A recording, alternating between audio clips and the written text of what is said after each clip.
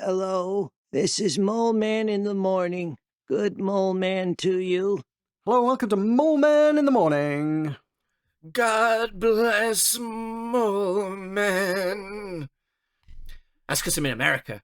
Ah, cool. Very patriotic of you.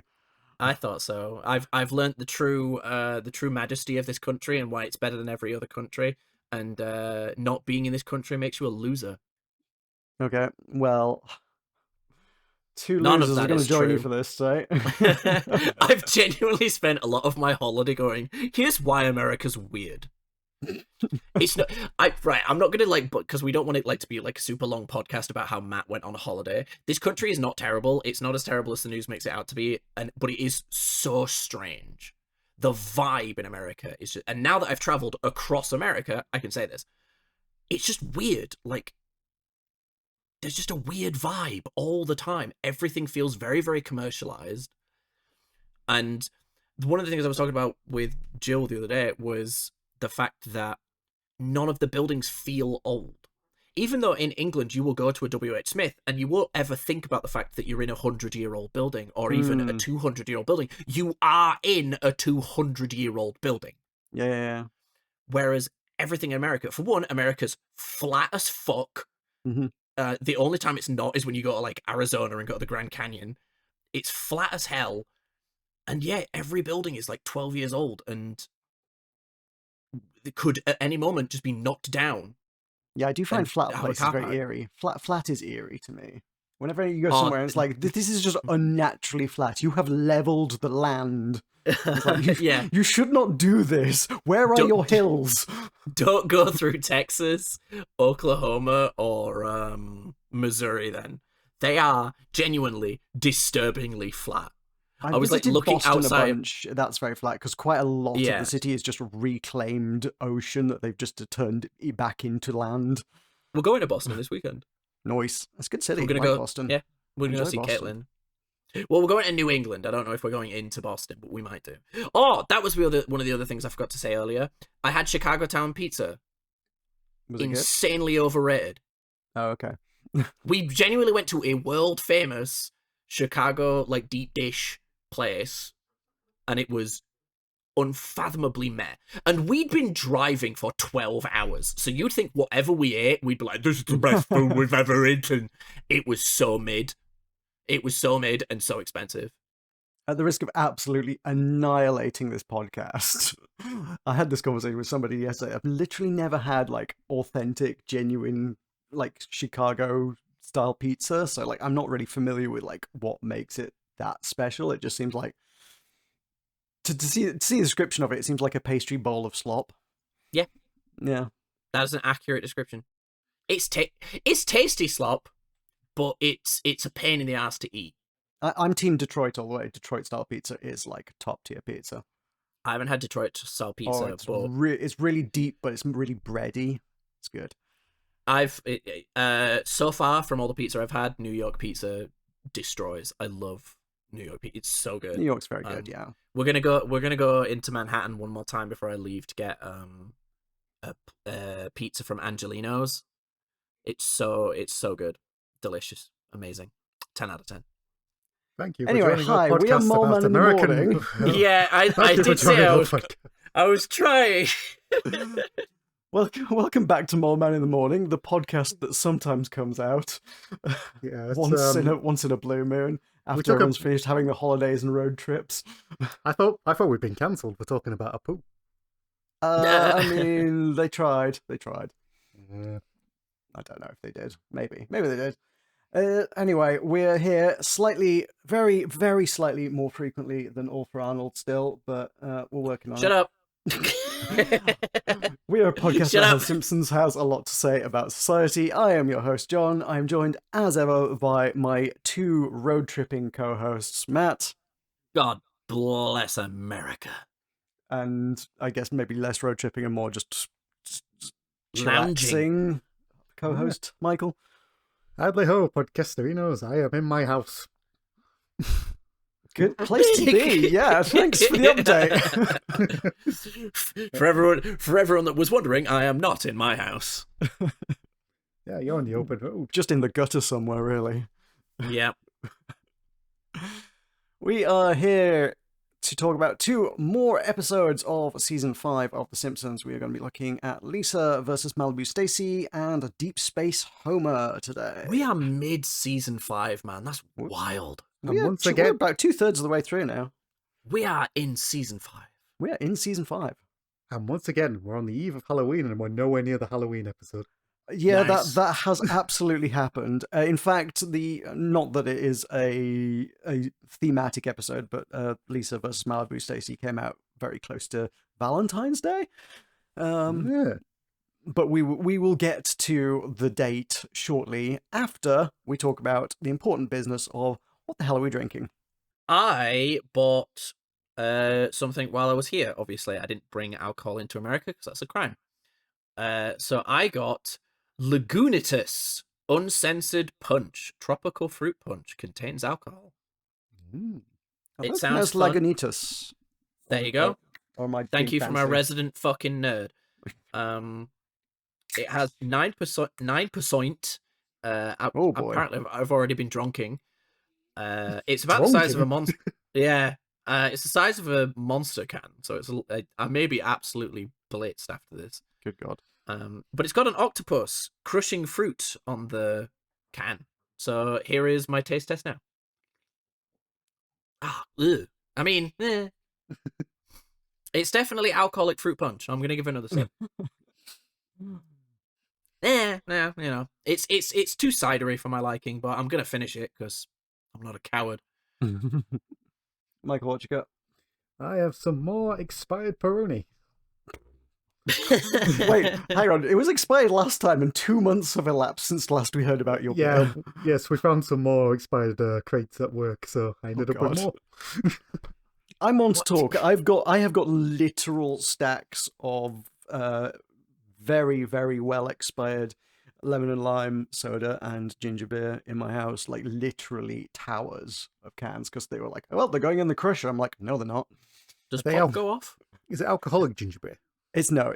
These are just soft drinks. But does it go off? They haven't poisoned me yet. Well, there you go then. I think it just go flat, wouldn't it? I mean, they'd lose some flavor probably, but as long as it's sealed, it's not going to go flat. It'd be right. Physics. So what are you drinking, John? Ginger beer? What am I drinking? I'm not drinking ginger beer now. I'm drinking Vault City Iron Brew. Is it alcoholic? It is 4.8%. Damn. It is a beer that tastes like Iron Brew. Oh, okay, so it's not like is it a legit collaboration with Iron Brew or? Oh no, it's IRON Brew.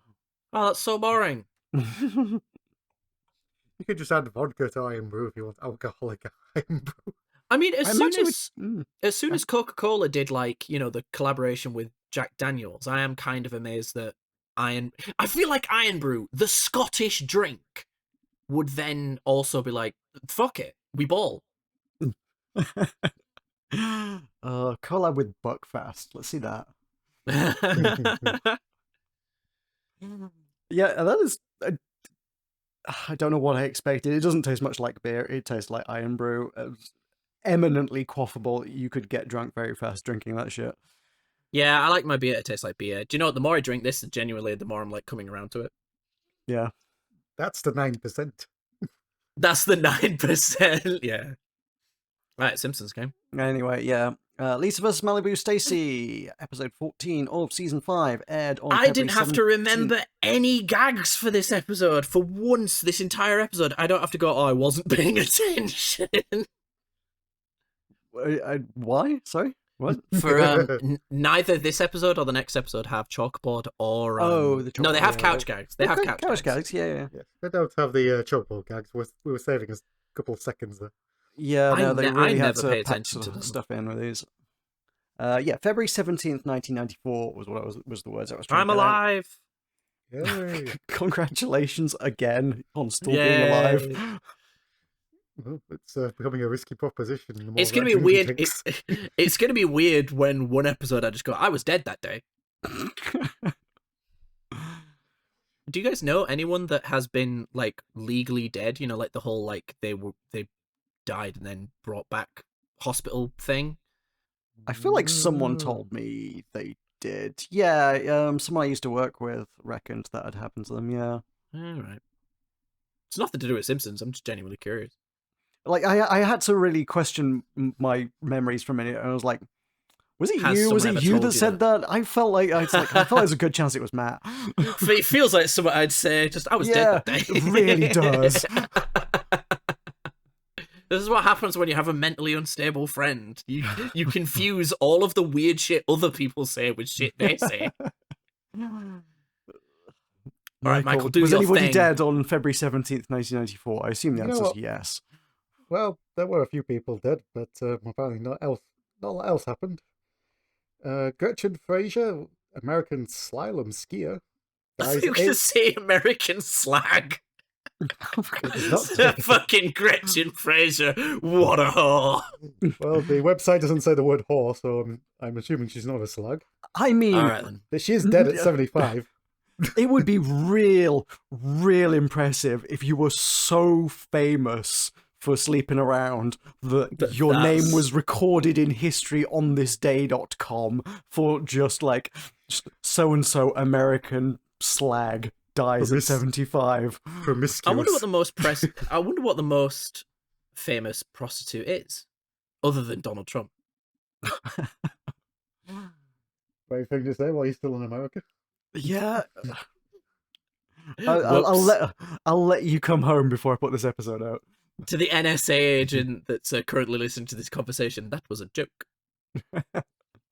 Yeah, sure. ICE agents might have a different impression. Shut up. I'm already anxious. Anyway, Randy Schultz, also American gymnast, also died at age 41. I read about Andy Schultz. I have absolutely nothing else for this on this day. I can tell you what fair the number ones were.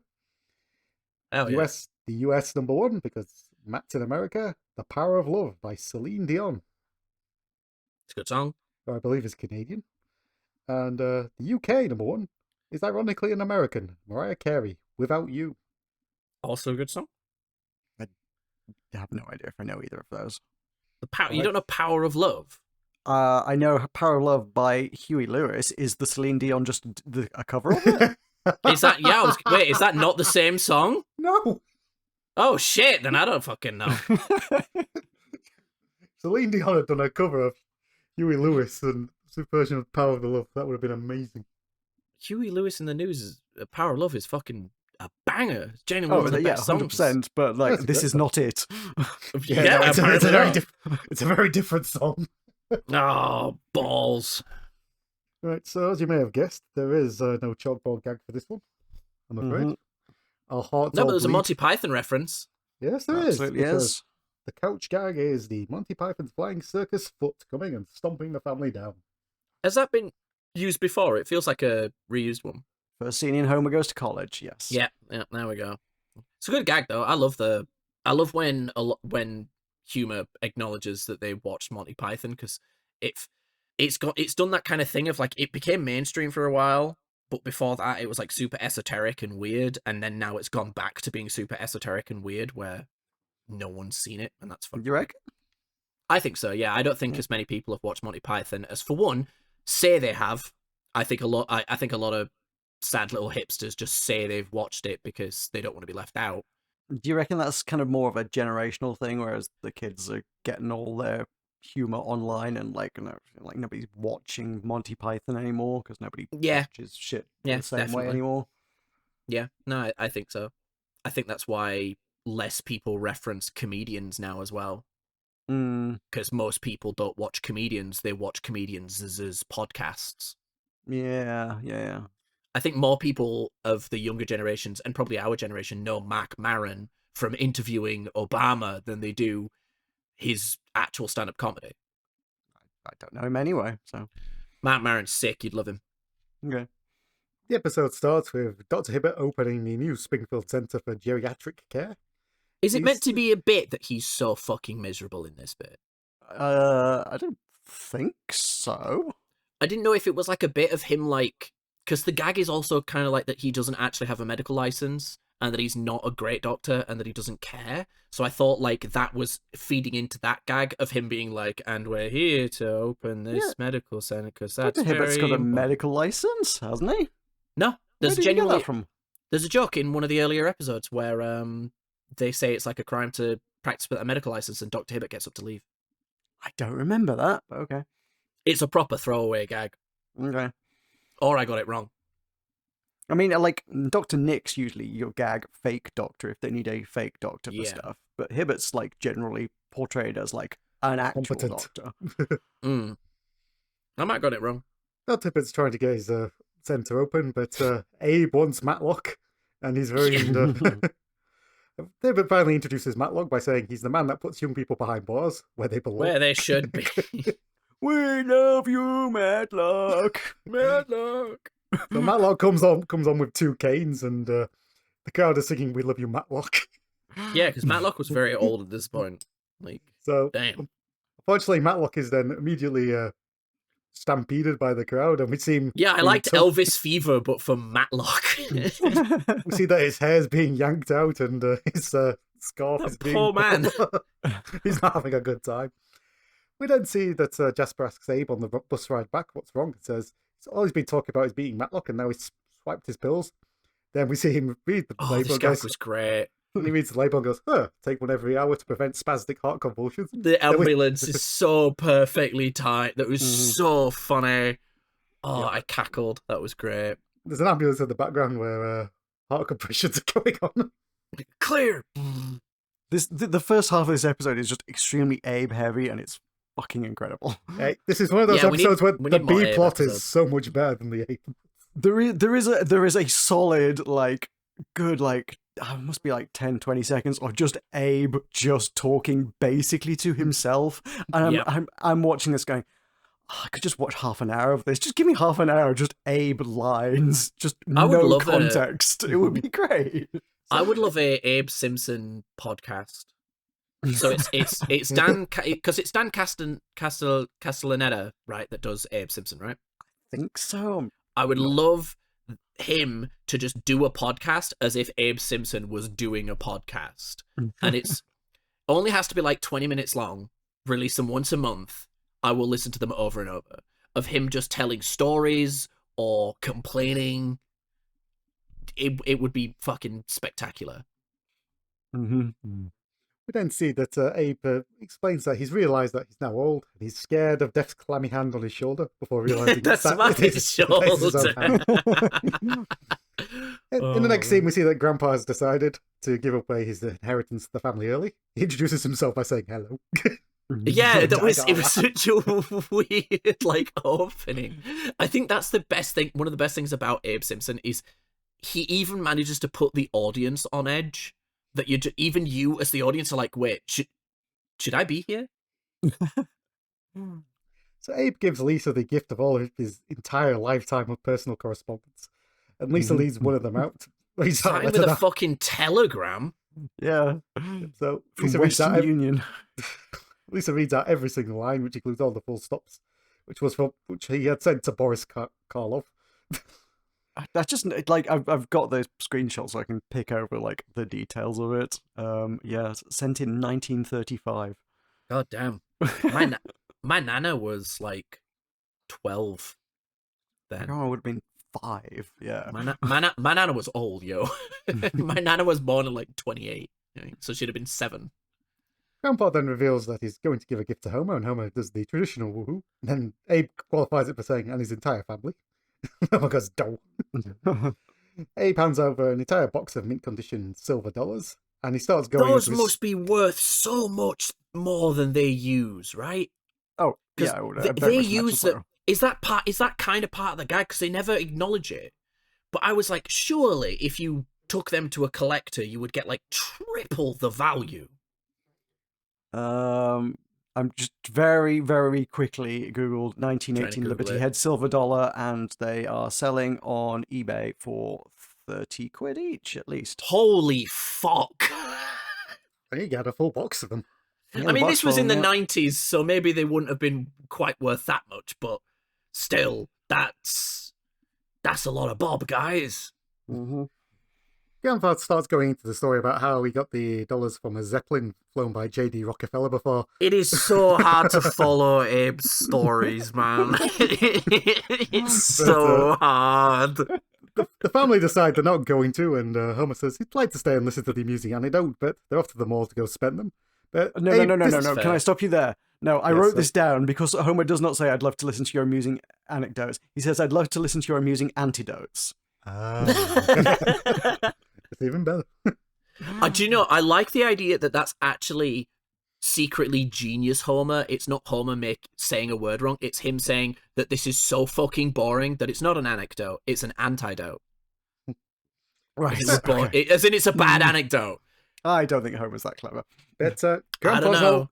Grandpa's not letting that stop him because we then cut to the car and Grandpa is still talking about his wash tub, which then transitions into a story about it's having his turkey, and he talks about Walking birds. Walking birds. Yep. And he starts going through all the trimmings that he had, which include cranberries, Indian eyes, yam stuffed with gunpowder. They have to be I forgot to Google this. Indian eyes vegetable.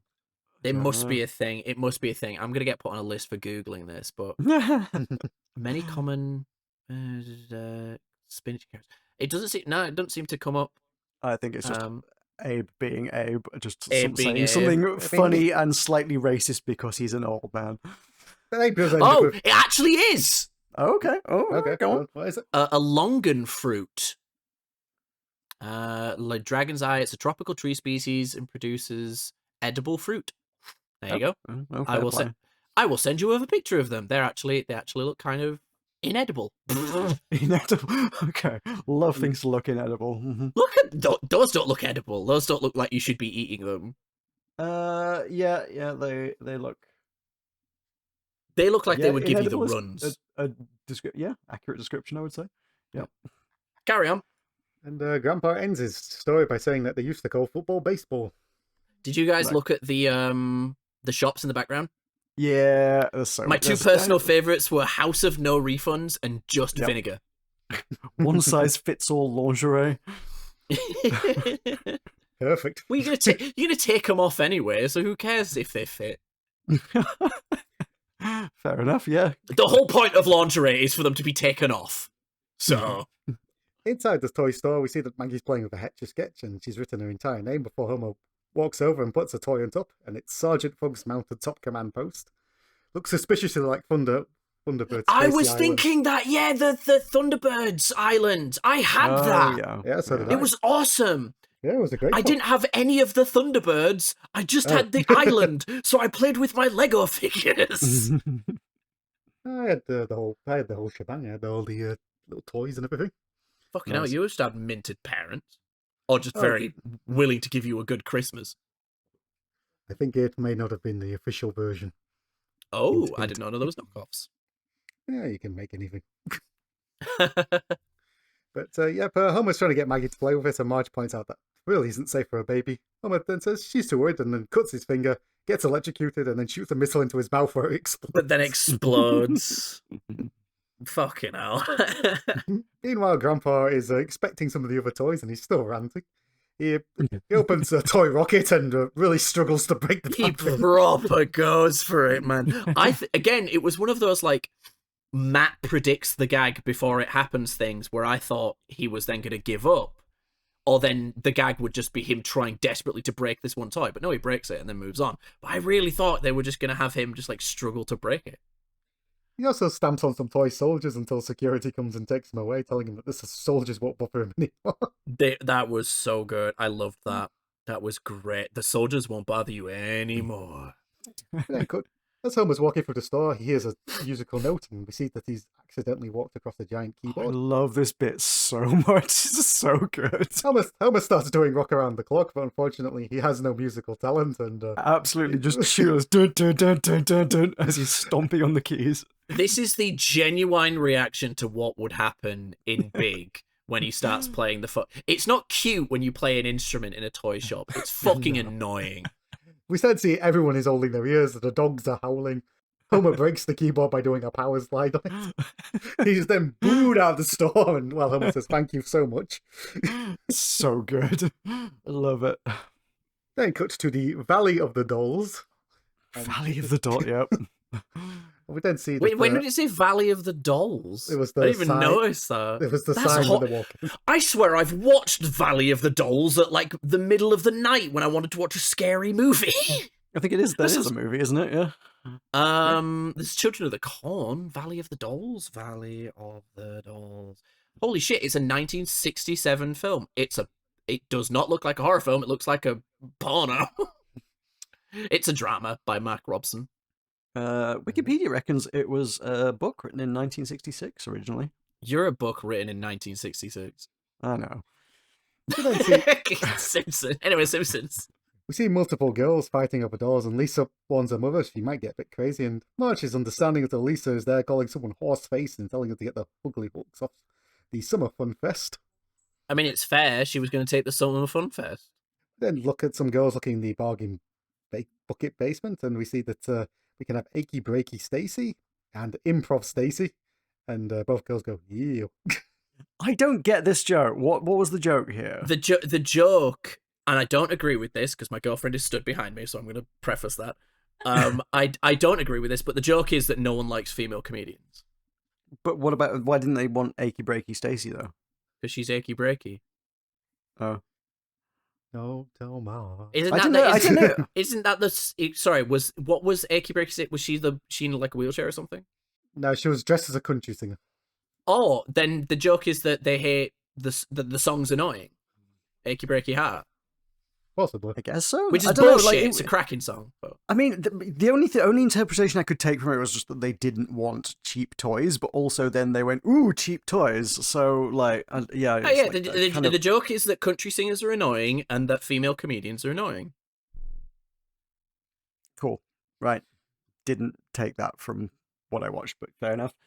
We then see some girls interrupt one of the shop workers to ask what's in the box, and he reveals it's the new talking Malibu Stacy. What's in the box?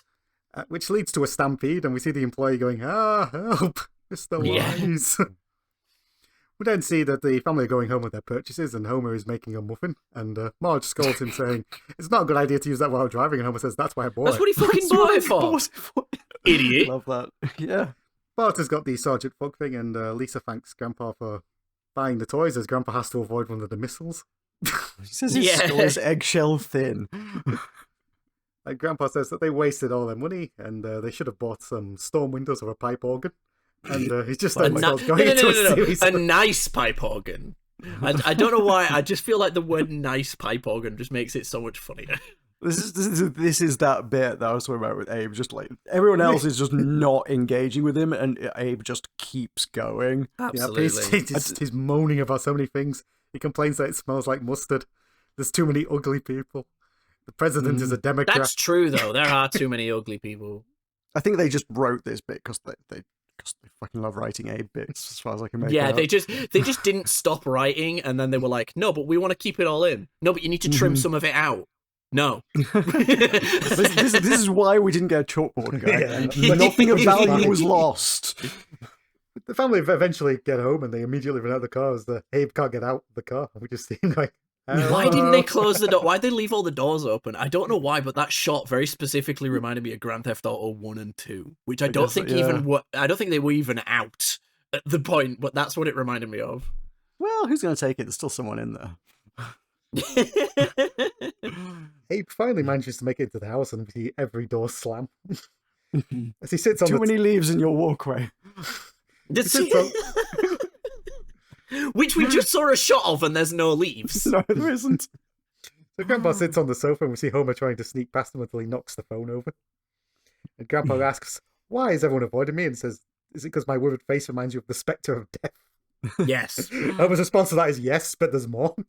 And then he tells Grandpa that he's a weird, sore-headed old crank and no one likes him, and Grandpa's response to this is consarn it. But asks what he's going to do about it, and then we get a TV ad for Buzz Cola. And we see the old people drinking the Buzz Cola, and they become super happy and boogie. Having now been in America for a while, the ads are like that. One sip and I'm totally hip is a tremendous tagline. Yeah, Yeah. every time I've seen ads on TV in America, it's been super weird. Yeah, They're very strange. The amount of times that so many ads in America also say may cause death, I'm just like, please stop saying that. yeah. It's like that is one of the biggest culture shock things I think for anybody not Is American. It's American just medicine like, adverts? how much medicine is just advertised to you? And it's like, ask your doctor to prescribe this, and I'm like, no, that's not how prescriptions work. You don't go and say, I need this medication because an advert told me I needed it. The thing is, as well, is the joke is always like may cause anal leakage, but it's like, no, let's focus on the may cause death. That they're allowed to just say may cause death. I assume the chance is quite slim. A trans woman isn't allowed to read a fucking story to a child, but we're allowed to sell medicine that may just fucking kill you. Yep. But it works because Grandpa is completely sold on this and decides he's going to start acting young, and he's going to start by drinking the Buzz Cola. He steals Homer's That Buzz Homer Cola. really, like, fucking materialized. Yeah, he just has it on deck right there. Yep. So Grandpa drinks it, and then unfortunately the bubbles burn his tongue, and he has to flee to go get water. Oh, Grandpa. Go back to Lisa, and Lisa is doing some form of UN General Assembly thing with her dolls, and Malibu Stacy comes up to deliver what will be the memorable address. But unfortunately, that is Stacy's best Stacy can come up with is, I wish they taught shopping in school, and let's bake some cookies for the boys. They should teach budgeting in schools, though. They said shopping, not budgeting. Yes, but no, that's not the same thing. Yeah, it's true. How do you teach shopping? You give them money or you get thing. End of class. Here's your diploma. Lisa laments and asks Malibu Stacy that surely she's waited her whole life for her to talk. Maybe she must have something relevant to say, and Stacy doesn't, because don't ask me, I'm just a girl, and giggles. And Bart is In there. such a creepy way. Yeah, Bart is inserted in a shot that just looks like it shouldn't be in the episode. It just goes, right on. Right on, sister. So, I mean, the background context to this is that obviously Barbie had been popular for a while, and they did release a talking Barbie in the early 90s. It was very much controversial because phrases included were, will we ever have enough clothes? I love shopping and want to have a pizza party. Each doll was programmed to say 4 out of 270 possible phrases. There were over 200 million combinations. One of the phrases that you could get on your talking Barbie doll was, math class is tough. About 1.5% of all the dolls said the phrase, but it's drew enough criticism that they offered to swap anyone's doll that had that phrase included. I'm genuinely impressed that they had random phrases back then. I just thought they just had the pre-programmed ones. Oh yeah, I would have genuinely expected there's 3 The same things and every 4 doll says the phrases, same yeah. thing. Yeah. Yeah. But yeah, I did genuinely have a note that I remember there was an actual protest about this stuff, but I've forgotten all about it. So yeah, thank you for doing that research, because I didn't even know if it was about Barbie, because genuinely where I remember hearing this, which shows how fucking British I am, is Bargain Hunt. That's when they did a bit about it in Bargain Hunt, and I was like, that's fucking fascinating. Tim Wonnacott, you can tell me anything. I love Tim Wonnacott, man. So Lisa goes into a bit of a rant as she explains quite rightly why this is sexist, and this will influence an entire generation of girls to think that this is appropriate. But blankly, that's what I was going to say. Lisa yeets the thing out of the window, and then we cut to Grandpa riding a bicycle with no hands going. I'm acting young. Unfortunately, Malibu Stacy gets caught in the wheel, and Grandpa goes flying and lands in an open grave. I've actually seen someone go ass over tea kettle on their bike because of someone got caught in their spots. Yeah, no, it is not pleasant, and yet really funny. I mean, even easier to do on a scooter, and I've stacked it a couple times on a scooter. Oh, fucking hell. Yeah, no thank you. So Grandpa goes quite the distance into his open grave and then says, "Yeah, this isn't so bad." I do love as well the two guys, the diggers having lunch. Look after he falls and then look away. Because they're like, I don't get paid enough for this. I don't think they saw. They just heard a noise and looked. Yeah, like, okay. meh. Then you cut to Lisa's friends playing with the dolls, and Lisa says, "Do people see anything wrong with it?" And one of the girls pulls the string, and it's now in the voice of Spider-Man. They would never have a voice like that voice Spider-Man. Someone called for a web slinger? Like, what? Who the what? You didn't even try! I was gonna say there is that's also a background story to that one. There was like some weird like Yeah, it was like Action Man or something. Got programmed with girls' voices, and girls' voices got a girl doll voice got programmed with like Action Man or something. I know it wasn't Action Man because it was in America, and Action Man is British. It was like a intentional sabotage thing. There's the group called the Barbie Liberation Organization, which bought Barbies and GI Joe toys, dismantled them, swapped the voice boxes, put them back in the boxes, and then returned them to the stores. So that people then bought them and then got a Barbie that had G.I. Joe phrases programmed into them because people had like sabotaged them like this. Don't those sell for like an insane amount now or something? I imagine that, yeah, quite probably. They're probably a collector's piece at this point, yeah. That is an amazing petty thing to do. I know, it's great, yeah. Shop giving, that's what they called it. Instead of shoplifting, they were shop giving. Lisa points out that this is sexist, and the girls just laugh because Lisa said a dirty word. And we then see that the family are at dinner, and Lisa says they cannot keep making dolls that say things, and something has to be done. Everyone stops chewing very slowly, Lisa says. Marge says, Lisa, normally I encourage you to stand up for what you believe in, but you've been doing that an awful lot lately.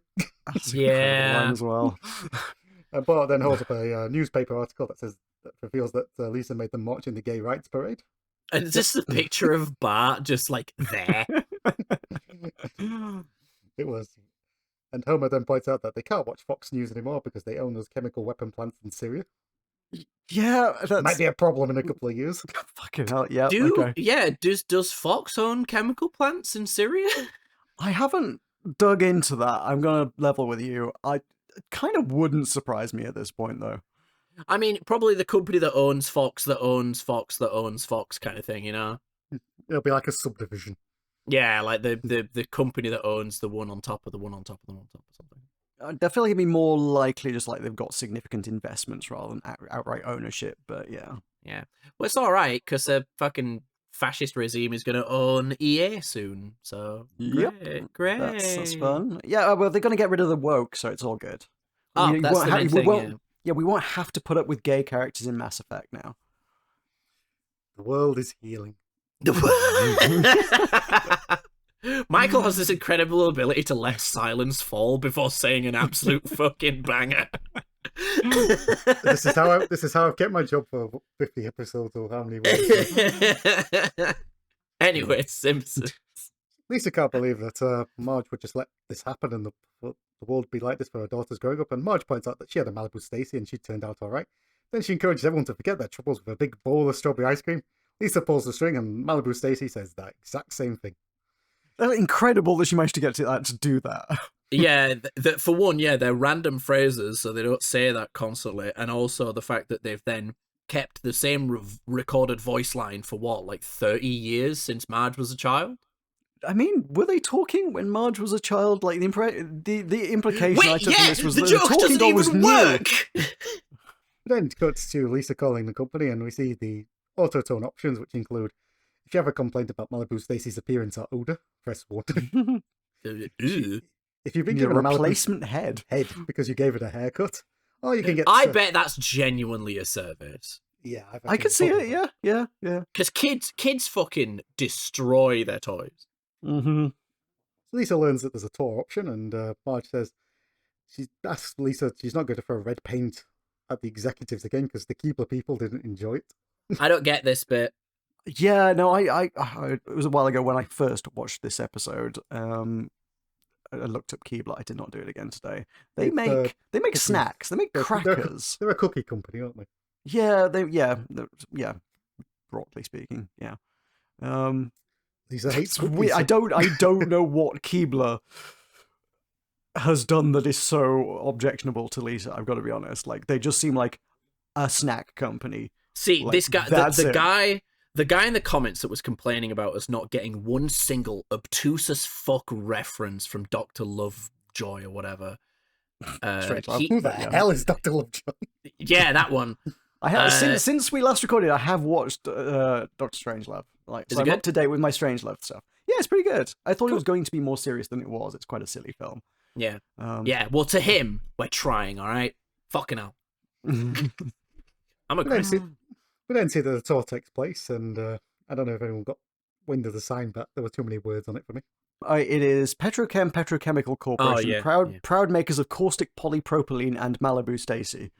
Good to know. Well, you know. We then see the tour taking place, and the tour guide tries to sell it as a little bit of fairy dust goes into each doll being made. We then see some very grizzled, unhappy men making the things, and there's a clog in the torso chute, which Leroy has to clear, and Leroy, Yeah. get your ass in gear. Shut your hole.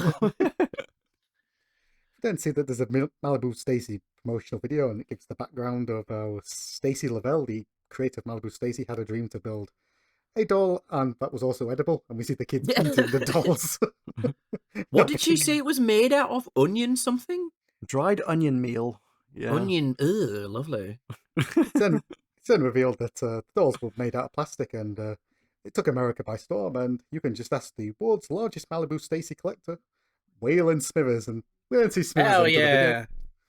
Smithers says he will see us at StacyCon at the San Diego Airport Hilton. I thought that's then what this was going to be about.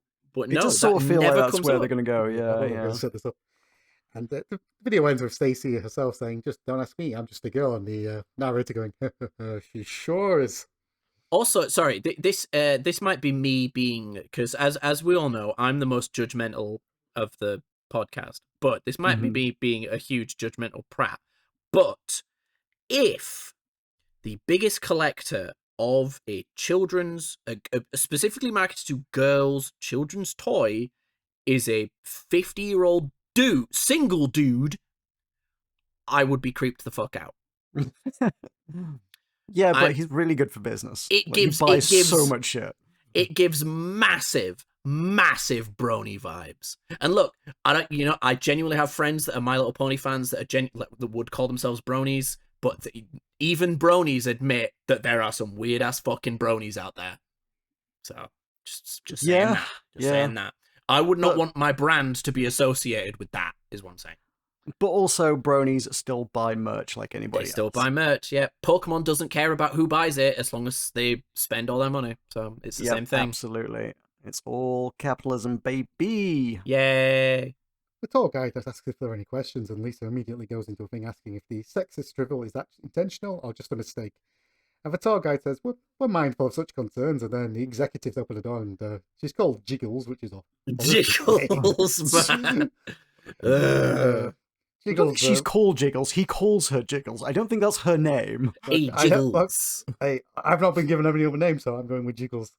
So Jiggles, Okay, Jiggles goes in. Jiggles seems to love it and even slams the door shut with her ass. Hell yeah. That's a woman I can work with. Wee. Oh, you're going to HR in the morning. Yeah, but I'm a white male, so it doesn't matter.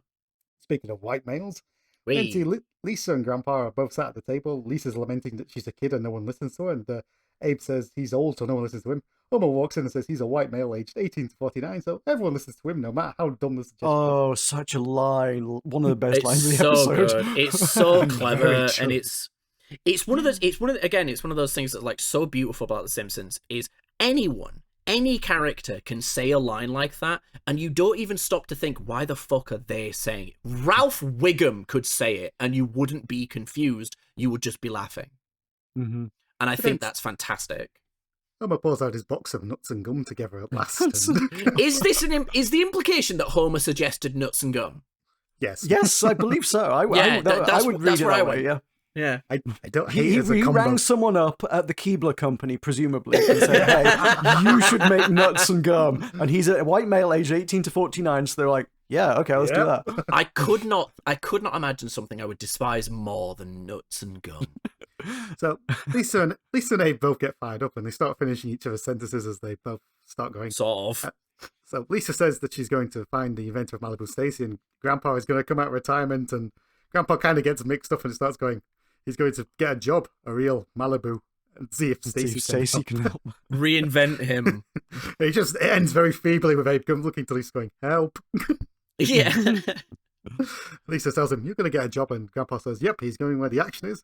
We then see that the action is at Krusty Burgers, and we see that Grandpa's trying to work the drive-thru and is calling it like he's I've trying lost to your direct. signal. Losing your transmission. We then see that man outside in the car screaming French fries, and Grandpa gets startled and asks his fellow worker, "Do we sell French fries?" That was great. See that Lisa has gone to the home of Mr. Creep himself, Waylon Smithers. Remember in the 90s when you didn't feel icked out by a young girl going to the house of a 40-year-old single dude that collects Malibu Stacy's, and that didn't feel creepy as fuck? You described him as 50 earlier, and I'm frantically skimming through he his... He has an age. He definitely has an age. I'm going through his fandom page, and at some point he's apparently shown to be a baby when Homer is 12, so he's, in theory, 12 years younger than Homer. There is no fucking way that man is younger than Homer. Homer is 36. Waylon Smithers must, in theory, be 24. He's a brony. He's had a hard life. Yeah, that is some grey-ass hair. He's been on the moment drinking 31 years old. Because they even show young Smithers at some point with black hair. So that means at one point his hair just went grey. It was the stress of realizing he's burned sexual. The one thing we can definitely say about Waylon Smithers is that he has an age. Yeah. Thank you, society. Lisa asks for his help in finding Stacy Lavelle, and Smithers says, yeah, she's a complete recluse and hasn't been seen in public in 20 years. But he happens to be writing an article about her, and it contains her last known whereabouts. So her last known whereabouts, by the way, a spoiler alert, turns out to be her fucking house. Which is quite... So Smithers says he'll print out a copy, and Lisa thanks him, and the screensaver comes on, and good lord, it's naked Mr. Burns going, "Hello, Smithers." "Hello, Smithers. You're really good at turning me on." Smithers awkwardly says, "You should probably ignore that." Ew. Even if you are the most accepting person ever, that's creepy as fuck, right? Oh yeah. Like, there's no context in which that is not creepy. Even if you had a screensaver of your partner doing that you have AI generated, you are a fucking creep. I feel like if everybody's in on it, that could be quite funny though. But yeah, if your partner made it for you, that's one thing. Yeah. But if you made it of your partner without their consent, I mean, if you make anything AI without the consent of the other person, it's a bit. You're a creep. Yeah, that is what I meant. Yeah, when I said everyone in on it, that their consent was implied in that. Yeah. Fans, post in the comments or whatever, and I will make one for both Michael and John. For you guys won't get to see it, but you'll get the knowledge that Michael and John have them and possibly use them. You have my consent to do so. Oh, I thought you meant you were going to make one of us to distribute to the fans as like no. I'll make one of me. I'll make one of me for you guys. Oh, okay. I just had an image of setting on my computer and. Hello, Michael. Hello, Michael. You're very good at turning me on. Damn right I am. But also, like, Windows just doesn't have like a boot up video like that. You can make apps for it. Oh god. So it turns out that Stacy Lavelle lives at Recluse Ranch. Is that genuinely what it says? Oh, I missed that detail. Is that what it's called? So good. I think I might have got the... Yeah, it says Recluse Ranch Estates.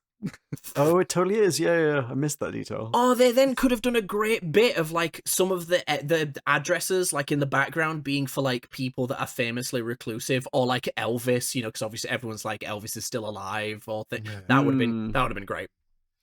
But Lisa says she can't believe it and looks at a photo of a Malibu Stacy dream house, which turns out to be Stacy's house. I genuinely just thought that was kind of cute. I know it's meant to be a gag, but I genuinely thought, that's really sweet that she got her dream house. So Lisa presses the intercom and says she would like to talk to her about Malibu Stacy, and we just hear over the intercom, "Do you know how many kids have tried to track me down?" And stuff. Am I the first? And it's yes. Yes. So Lisa plays the doll for Stacy, and the line is, "Thinking too much gives you wrinkles," and the iron gates open, and Lisa goes in. A boy runs through and goes, "I've been waiting 9 years to get my frisbee back." That was so great, man. And he throws it back straight in. And then you just hear the, "Aw, nuts." And see inside Stacy's house, and Lisa once again plays the doll, and we get this time it's now just a wolf whistle. They're getting progressively worse. And Stacey she says, "My name is Stacy, but you can call me one wolf whistle." I can't whistle, so I'm not going to do it. I tried to do it there. I apologize to the internet. And Stacy goes, what do you want me to do about it? And Lisa says, change it. It's still your company. And Stacy says, nope, I was forced out because my way of thinking wasn't cost effective. And then in a small voice goes, What is that? I was funneling profits to Viet Cong. I mean, that's pretty not cost effective. That's fair. So Lisa makes a meta joke about she'd be mortified if someone made a lousy product with the name Simpson on it. Hey. Yeah. Hey. No one touches Stacey, my Butterfinger. Stacey then says she's been living the lifestyle and learnt some harsh lessons as she goes through all her husbands, which include Ken, Johnny, Joe, Dr. Colossus. This Steve was Austin. so good. This was, and the way it pays off later in the episode, I fucking died. So Lisa says, we can think of something. And she goes, not right now, I'm too drunk. And Lisa goes, no, you're not. And then we just go, The just silent sip, and then just her lazy blink. Oh man, fucking crisp. It was great. I did enjoy Lisa's, I'll come back tomorrow. I'll come back tomorrow. Then see that the squeaky voiced teen is now Abe's manager. And he says, we need more secret sauce. Let's put some mayonnaise in the sun. The squeakiest teen being Old Man Peterson, apparently. Grandpa decides to have a bit of fun and falls Steve into a hamburger and says, here's a burger that could take a bite out of you. The I guys, swear Al's made that pun to me before. He In probably reference to has. something. Probably in reference to this.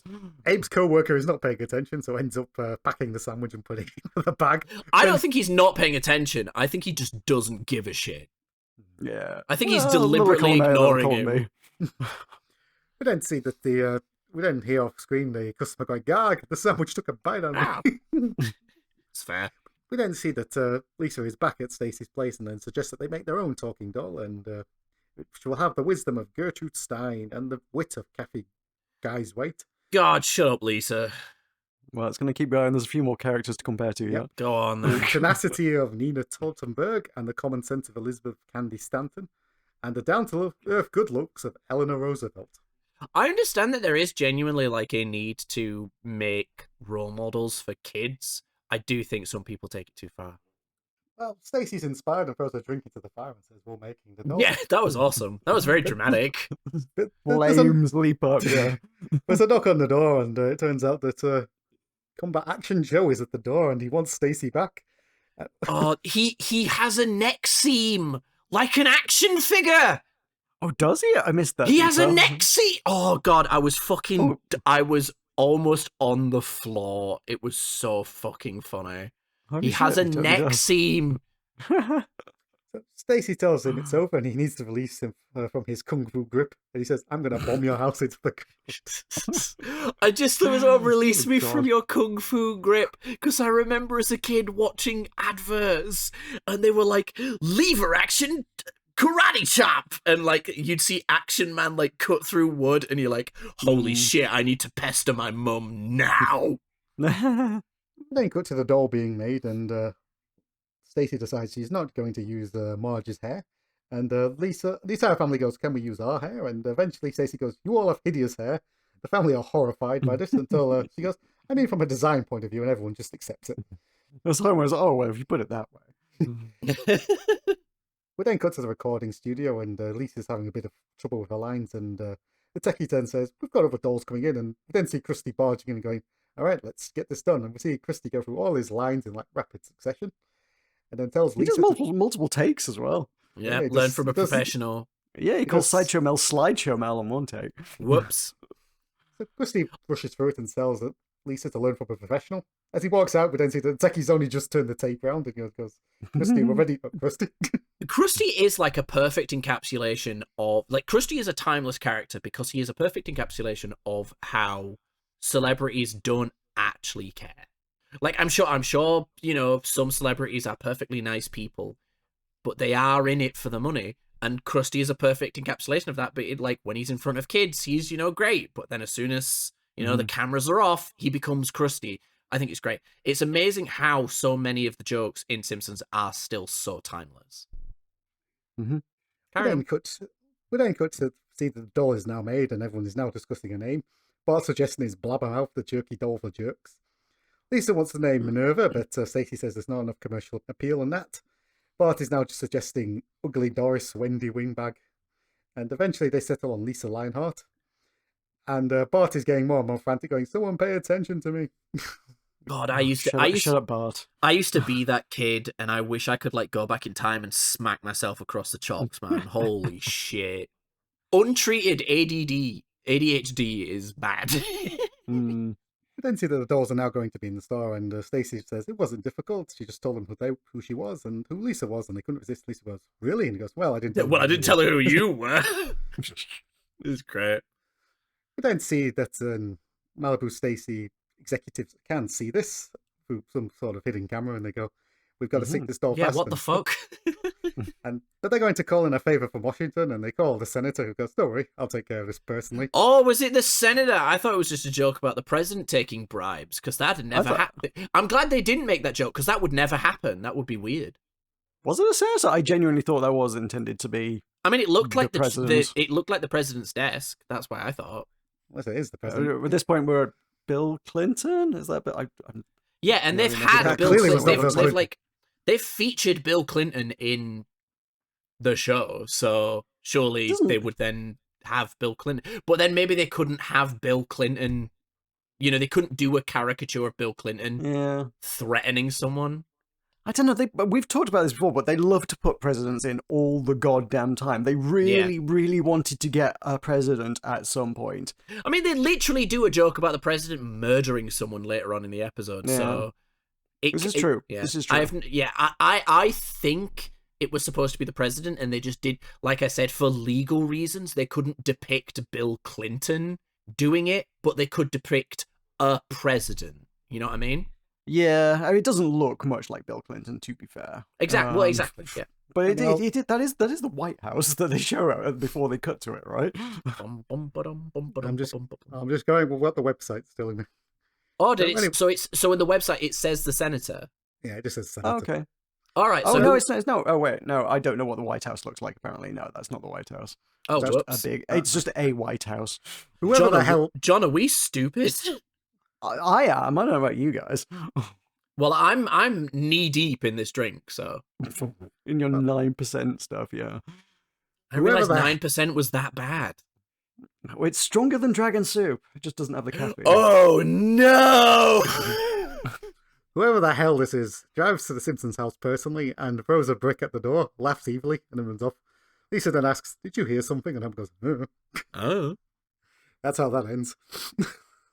Then we get to Ken Brockman's daughter trying to pester her dad to make a news report about the doll, and Ken's not feeling it because he's preparing a report about the 40th anniversary of Beetle Bailey. But his daughter, that is. his daughter says, "It's boring, talk about the doll," and he goes, "Well, you were right about the Berlin Wall." I don't know why that bit got me, but it got me. Just like the idea that this kid preemptively said to her professional news reporter father, "Dad, the Berlin Wall's gonna come down," and he was like, "Well, I guess I'll take a swing at it." Yeah, I mean, for the situation to be analogous, like, presumably she had to have known about the Berlin Wall and said, "Oh, you need to talk about the Berlin Wall." That's more news than whatever anniversary of Beetle Bailey. And he's True. Oh, yeah, I guess that's a news story. Yeah, okay. And then the next day, the Berlin Wall came down or something. No, I kind of mean, like, the wall had already fallen and Kent Brockman didn't think it was newsworthy, but the kid encouraged him to talk about it. Okay, that makes sense. I thought it was the kid being, like, prescient, or, not, what's the word for being able to see the future? There's a word for it. Yeah, prescient, yeah. Okay, fair enough. Yeah, you were right. We then go to Ken. I'm awesome. We then see Ken Brockman doing his report, which took about 28 minutes, but he found it really fascinating. He then, as the news program's ending, he casually mentions offhand that the president was arrested for murder. And he says, President murdering someone? That never Bill happened. Clinton? He then says, you can tune in, you can look at that tomorrow, or you can tune into another channel. Then he looks to the side and goes, "Oh, do not turn to another channel." These bits were funny, I'm not going to say that, but they did feel like padding, which is weird for an episode that is like a long Already episode, long, you know? yeah. It's like, they weren't bad bits, like I'm saying, but again, it's just like, just remove them. But I mean, it's their runtime. They can do what the fuck want with it. It is trying to create some sort of narrative reason for the success of Lisa Lionheart. Yeah. I think it's Yeah, just trying yeah, to yeah. like set that up for this is why kids are interested in it, because it was on the news for 28 minutes because Kent Brockman got distracted. Yeah. It talks for 20 minutes, man. We don't see that the executives are now panicking and saying they've got to reinvent Malibu Stacy to stop this. One man goes, "Can we order Chinese food?" And the executive goes, "Yes," and everyone's quite excited about that. I mean, that's fair. You know, if my boss wanted me to work late and then I asked will you buy me takeaway? And he said, yeah. I was like, all right, cool. We then cut back to Krusty Burger, and all the old folks are complaining, and Abe is trying to pacify them before he realizes he's old and he should be making the complaints himself. This Just B plot because just fucking... They just decide this B plot ends. They just decided it ends. So many of them do. Yeah. But just to note that Jasper cut his tongue on the pancakes. So I loved Abe's final comment of this is, "The good Lord lets us grow old for a reason, to gain the wisdom to find fault with everything he's made." Yeah. I didn't even heard that. That's so grim. You can take this job and fill it. Grandpa also reveals that he never once washed his hands. That's your policy, not mine. So the old people all get very excited and praise Abe and lift him up onto their shoulders. Unfortunately, everyone's hips, backs, and knees go at the same time. Ooh, ow, ow, ow. That's a hospital visit and a half. And they just all end up in a big pile on the floor. And that's a B plot. Oh, we also saw front-facing Mole Man, and that was Yeah. terrifying. I hated that. Guess what the thumbnail is going to be, folks. We don't see that it's the grand opening for the Lisa Lionheart doll, and Waylon Smithers is increasing his creep meter by trying to push back the children. Yeah. The store's open and everybody's running frantically for the doors, but at that moment, the new Malibu Stacy is brought out in front, and she's better than ever because she now has a hat. She has a new hat. Lisa tries to point this out that this is just a cheap trick, but Smithers also points out it's a new But hat. she has a and, new hat. And everybody stampedes to take away the new doll. We then cut back and Lisa finally admits she can't beat big business, but she then hears her doll's voice and one little girl bought it. Lisa muses out loud that if they got through to one little girl, it was worth it. As Stacy under her breath goes, "Yeah, because I spent $46,000." Yeah, as long as that girl pays $46,000 for that doll. And What? Oh, nothing. Kudos to you. Everyone is leaving the store, but Homer stops everyone because there's something he's got to do, and Homer starts playing the Simpson intro-outro on the keyboard as security staff fail in vain to stop him. Homer ends The up notes cracking- don't even remotely line up with his dancing. Of course they don't. Don't be daft. And for some reason, when he breaks it, there's feedback. I don't know where the feedback came from. Because Simpsons. Because Simpsons. What did we think? Fun episode. Genuinely surprised by how behind Lisa's complaint I was as well. But the laughs were great. It was an easy watching, with a non-intrusive B plot that was fun. Genuinely great episode. Oh yeah, I had a great time with this one. Really enjoyed it. I think a lot of what I was enjoying was just Abe, but like I'm not going to let that take away from it. Abe's great. There were some great little jokes in there. Abe falling into the grave, Abe being lifted up, and then everyone falling over. I think it was a great mix of like the fun social commentary that Simpsons does, and then just bit. Like we've talked about it before, where some episodes of Simpsons which are just constant bits, and they're great, they're brilliant episodes, but every now and then there's enough of like Stack Raving Dad, great example of an episode that has an actual plot that that actually goes through something, and there's genuine, not tension, but there's like conflict and blah blah blah. And that's what makes a really good episode of Simpsons. And while I don't think, I will spoiler, I don't think this is a homer, I do think it is a genuinely really good episode of Simpsons. Oh yeah, it's top tier for sure. Yeah, it's very good. Yeah, I mean, yeah, it's genuinely got some social commentary in there as well. Yeah. Like, so it's not even close to subtle. It's just explicitly. No, like, they're firing very blunt shots about at it. capitalism and patriarchy, left, right, and center. The fucking line about a white male aged 18 to 49. So God's on the sake. nose. Really on the nose. But that's the very thing good. is we don't come to Simpsons for subtlety. No. And we never have. And that, subtlety is when you get episodes like Little Caesar Goes to Washington. Where it is Little just, Caesar? Who's Little Caesar? when Little Caesar goes to Washington and sells all of the pizza, You generally get episodes that just irritate people, or at least irritate me, and I'm in the minority. But when Simpsons truly embraces being Simpsons, they make great comedy. Do you have some scores? I'm happy to go first. I gave it a new hat out of Homer, a slight enhancement from others, but not exactly stunning.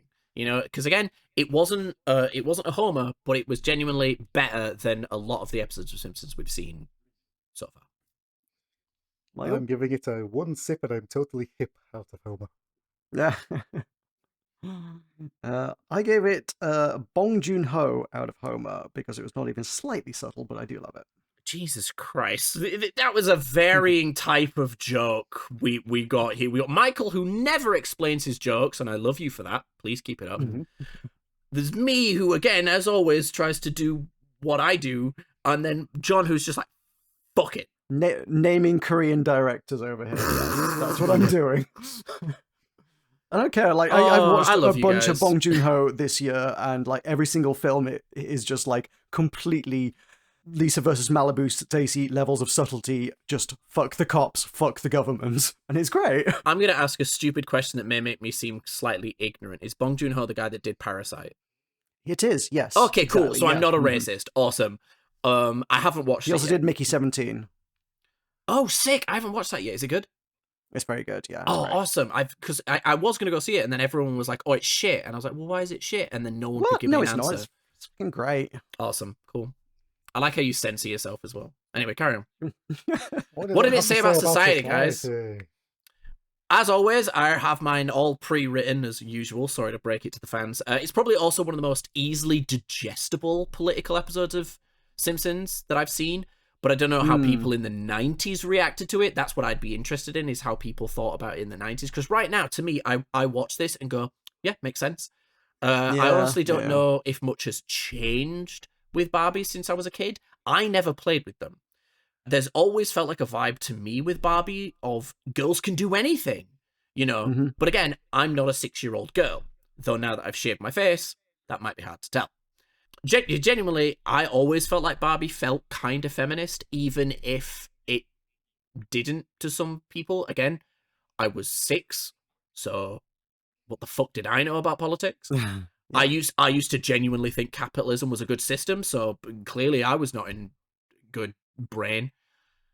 But yeah, I thought, it was a fun, easily digestible political episode. I mean, I think most of the discussion at the time sort of circled back to just comparing it to Barbie and the debate around Barbie, and obviously the controversy of the talking Barbie in 1992 as well. Whether anybody thought much about its like critiques of capitalism and patriarchy and whatnot, I've not found much about that specifically. If there were, I don't think it was the main discourse around it. I think it was just like, hey, let's talk about Barbie, Yeah, I think that's the thing, is like Simpsons does that sometimes. They're not there to make a stand.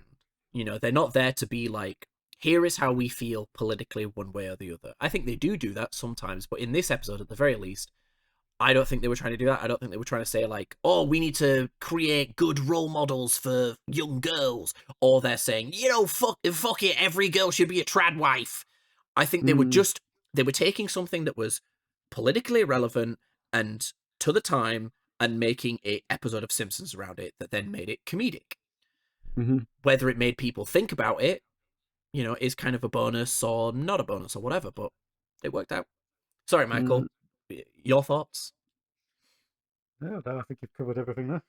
Yeah, I mean, this episode for me had like Joyce Messier from Disco Elysium manifesting herself in my head once again to remind us all that capital has the ability to subsume all critiques into itself. Even those who would critique capital end up reinforcing it instead. Yeah, well, I mean, there's a great... Sorry, I know this episode's already running long, but Disney's a great example. Disney have made for years a bunch of extremely progressive media that said it's okay to be gay, it's okay to not be Christian, it's okay to be a woman. They've done this. And now, all of a sudden, all of Disney's films are like bombing because they're trying not to push that message anymore, because they've realized that if they push it any further, society, what they want society to be will crumble. I mean, the connection to that particular quote for me, was more like the hat, because the Simpsons going, lol, if you stick a new hat on it, idiots will just buy anything as long as it's got a new hat on it. And then like 10 years later, or I don't know timelines, but 10-ish years later, you've got TF2 going, it's got a new hat on it, and everyone goes, yeah, okay, but I'm going to buy it. Or Simpsons being like, we're doing a second movie is actually a great example, because it's fucking Simpsons. Yeah. So that's that. We have to review that movie. At some point, we have to review that movie. I feel like we should review the movie when it comes out. I mean, I know it's out of order, but we should review it when it comes out and then review it again when we finally get to it. I'm not familiar with the context of the second Simpsons movie. Is it in development? Is that where that is? They released teaser posters. Okay. Simpsons movie 2. Oh, I see a date saying 2027. Okay, we might be on to season 7 by then. At this rate. Yeah, we probably should. I mean, I've always thought like a lot of the sort of side media to Simpsons would be good to cover if we ever get successful enough to make it worth starting a Patreon and doing like bonus episodes and things. Yeah. So movies might fall into that. I don't know. We'll see. Anyway, We'll Simpsons. See. Anyway, another episode of Simpsons. Let's move on to Deep Space Homer. Episode 15 aired February 24th, 1994. Anything happening on this day? I was also alive then. Congratulations to you. Let us Thank know you. when you die. I'll give you a call. A new scoreboard is unveiled at New Cleveland Indians Park. Slow news day. Oof. I think I've Check talked out about that this new before, scoreboard, but guys. I know I've talked about this before, but I genuinely love the fact that there was one time on BBC News where they just played jazz music because no news happened. Yeah, Right. I think you mentioned this last time, didn't you? Yeah, it was on the radio back then. No news happens. Like, here's some jazz. Okay, I'm specifically becoming a Return with a V guy for that day in particular. Hell yeah. Just give me a day when there is No no news. news worth reporting. Oh man, I feel like if there was a day where there was no news, my anxiety would drop. I would be like, that would be the only day ever that I feel no anxiety. It's like, wow, this is what people felt like. Awesome. Your number ones remain exactly the same. That's fair enough. I still haven't heard either of them, even though I thought I had. I'm sorry, I lied to you. It's a shame. Again, there's no chalkboard gag, so Yeah, another long episode. So we get to our couch gag, which is a very fat man on the couch, and Guy, the family have punchline is fat. That's what the punchline. Fat. Do you get it? Isn't it funny? The punchline is fat. Yep. It's also the visual comedy of six Oh, people no, trying to squeeze it's onto one of a those couch things that's already where filled up, but you know. I have that conflict in me where I watch these kind of gags and be like, this is funny, but am I allowed to laugh?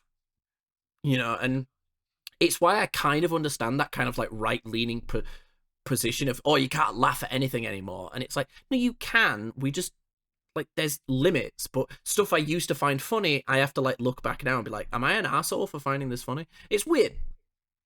Carry on. Yeah, I mean, like, I think it's fine. You're allowed to laugh at things. It's just that there are some things which, if you laugh at them, you're an asshole for doing it. Yeah. No stopping Thanks, John. you. Thanks, John. that is a very simplistic and very incorrect way to have answered that query. So You're thank allowed you. to laugh at it, Matt. You're just a piece of shit, and I hate you. I use you in the general sense, not you personally. Anyway, first scene in Bart's Inner Child. So we then cut to the power plant, and we hear Smithers over the PA going, "All workers must trudge immediately to the main yard for the mandatory Work of the Week award." Trudge, yeah.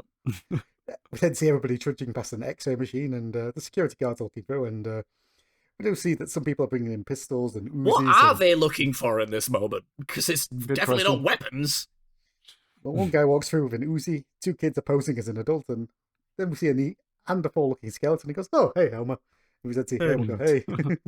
Scratching his armpit like a chimp.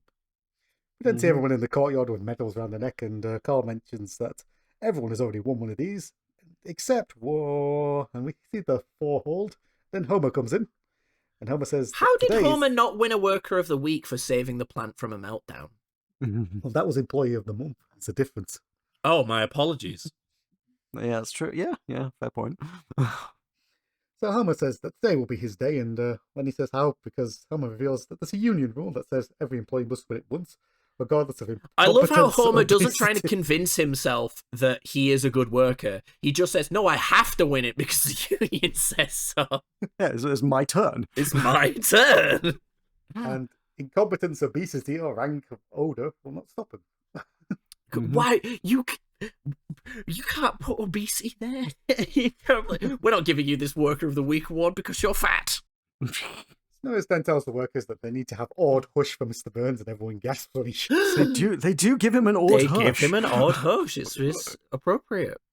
Burns starts by saying everyone that they must crush the freedom fighters before the start of the rainy season, and promises a new donkey to whoever brings him the head. This of was so weird. Is this like supposed to be a dementia joke? I think it's just that Burns has got a lot on his plate. Because a powerful leader would never have dementia, right? And just to correct you, he doesn't promise a new donkey. He promises a shiny new donkey. A shiny. I want to see a shiny. donkey. I want to see a shiny donkey. How many donkeys do you have to encounter in a row before you get the combo so you can see a shiny donkey? That's a Pokemon joke for you fucking losers out there. I got that reference. Yeah. Then Smithers whispers into his ear, and Ben says, "Oh no, wait, actually, it's time for the Work of the Week award."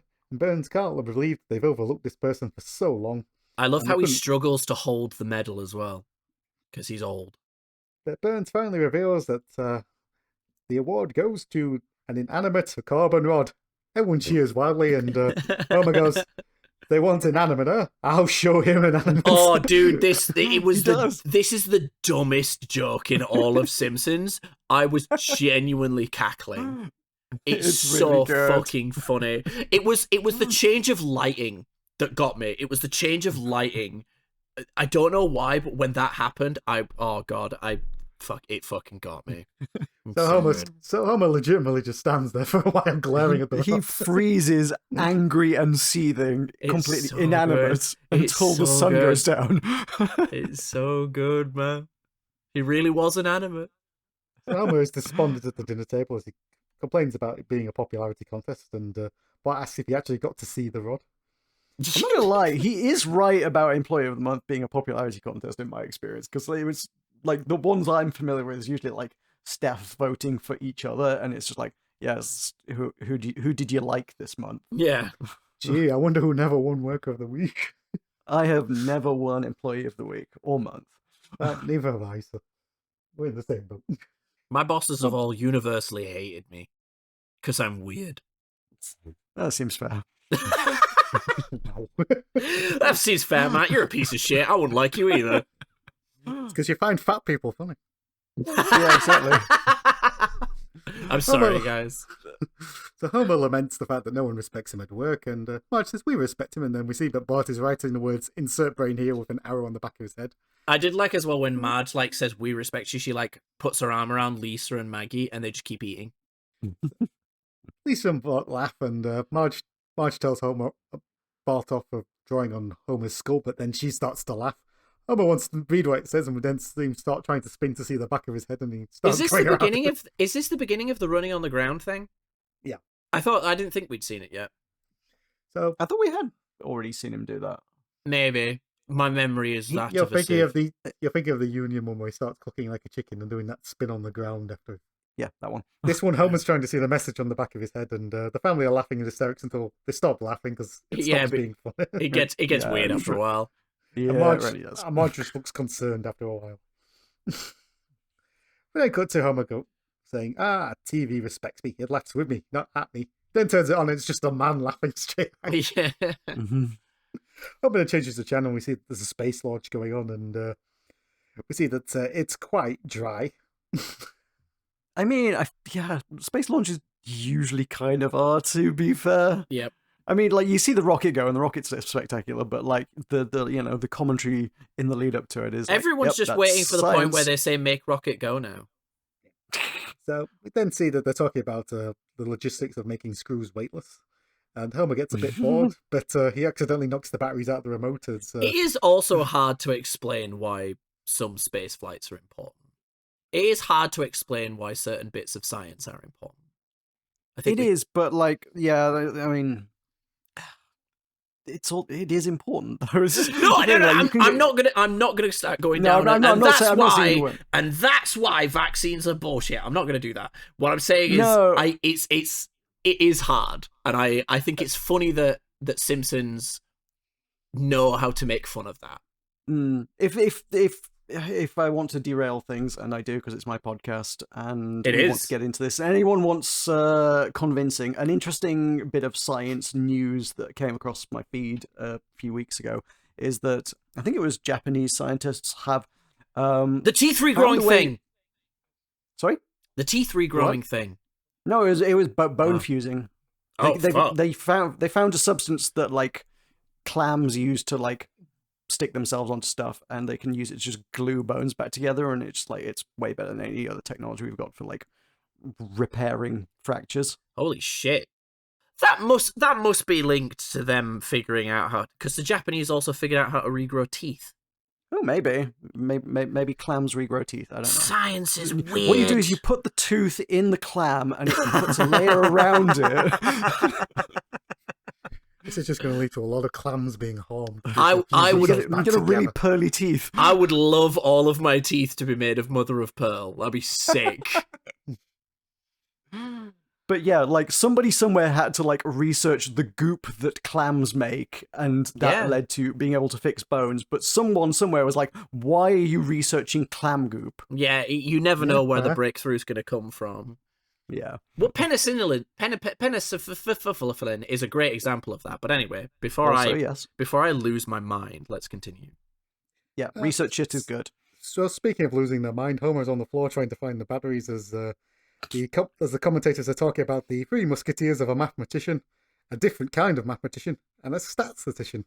Yeah, Bart I comes think, in but this gag is kind of my point of like that Simpsons makes fun of everyone in the sense that they at one point they make fun of how dry and boring and uninteresting science can be, but then they make fun of people that are like, oh no, science, turn the TV over. I think that's great.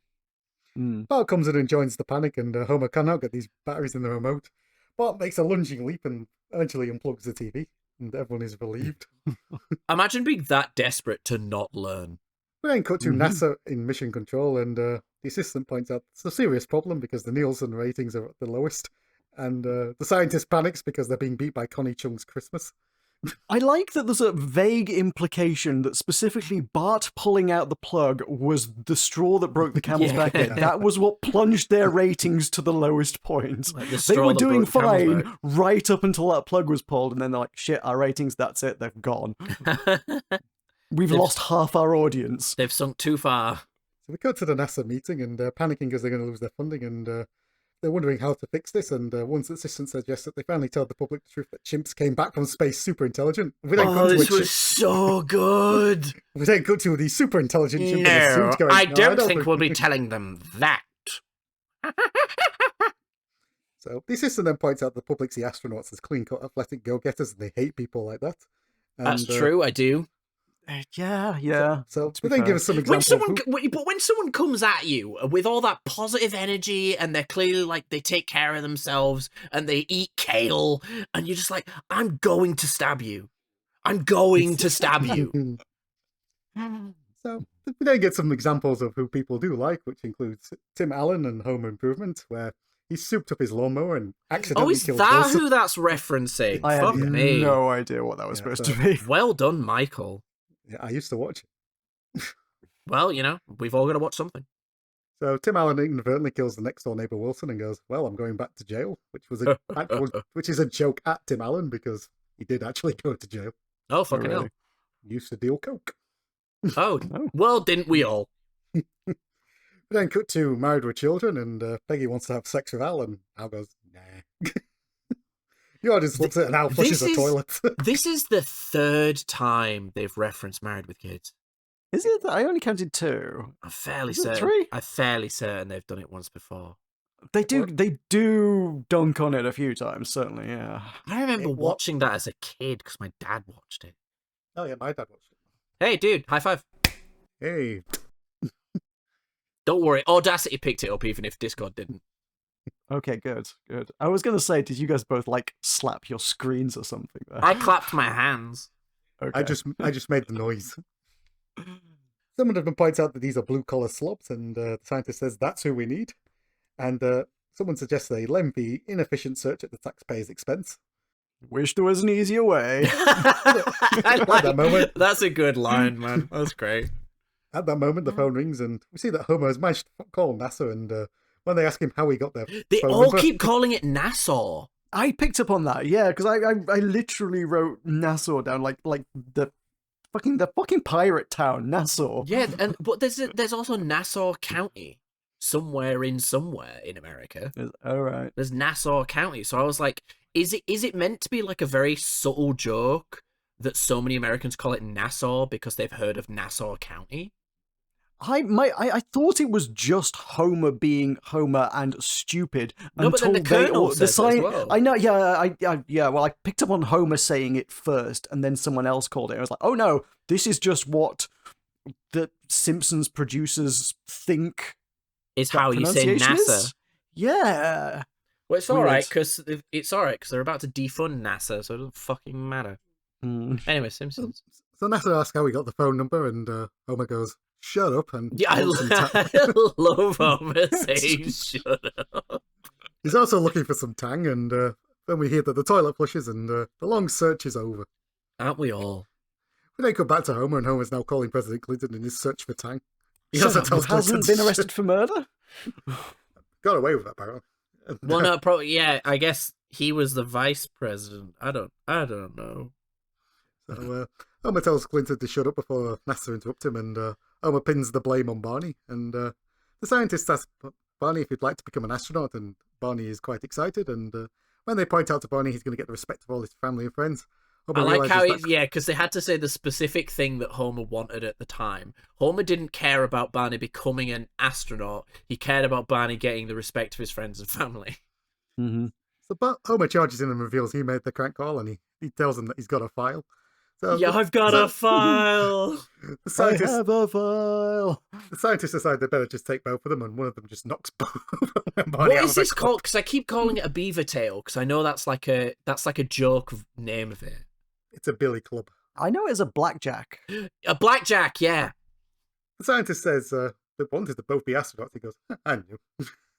Yeah. We then see that the Simpsons have joined the Beverly Hillbillies, and they're in the Beverly Hillbillies car driving to the NASA training grounds.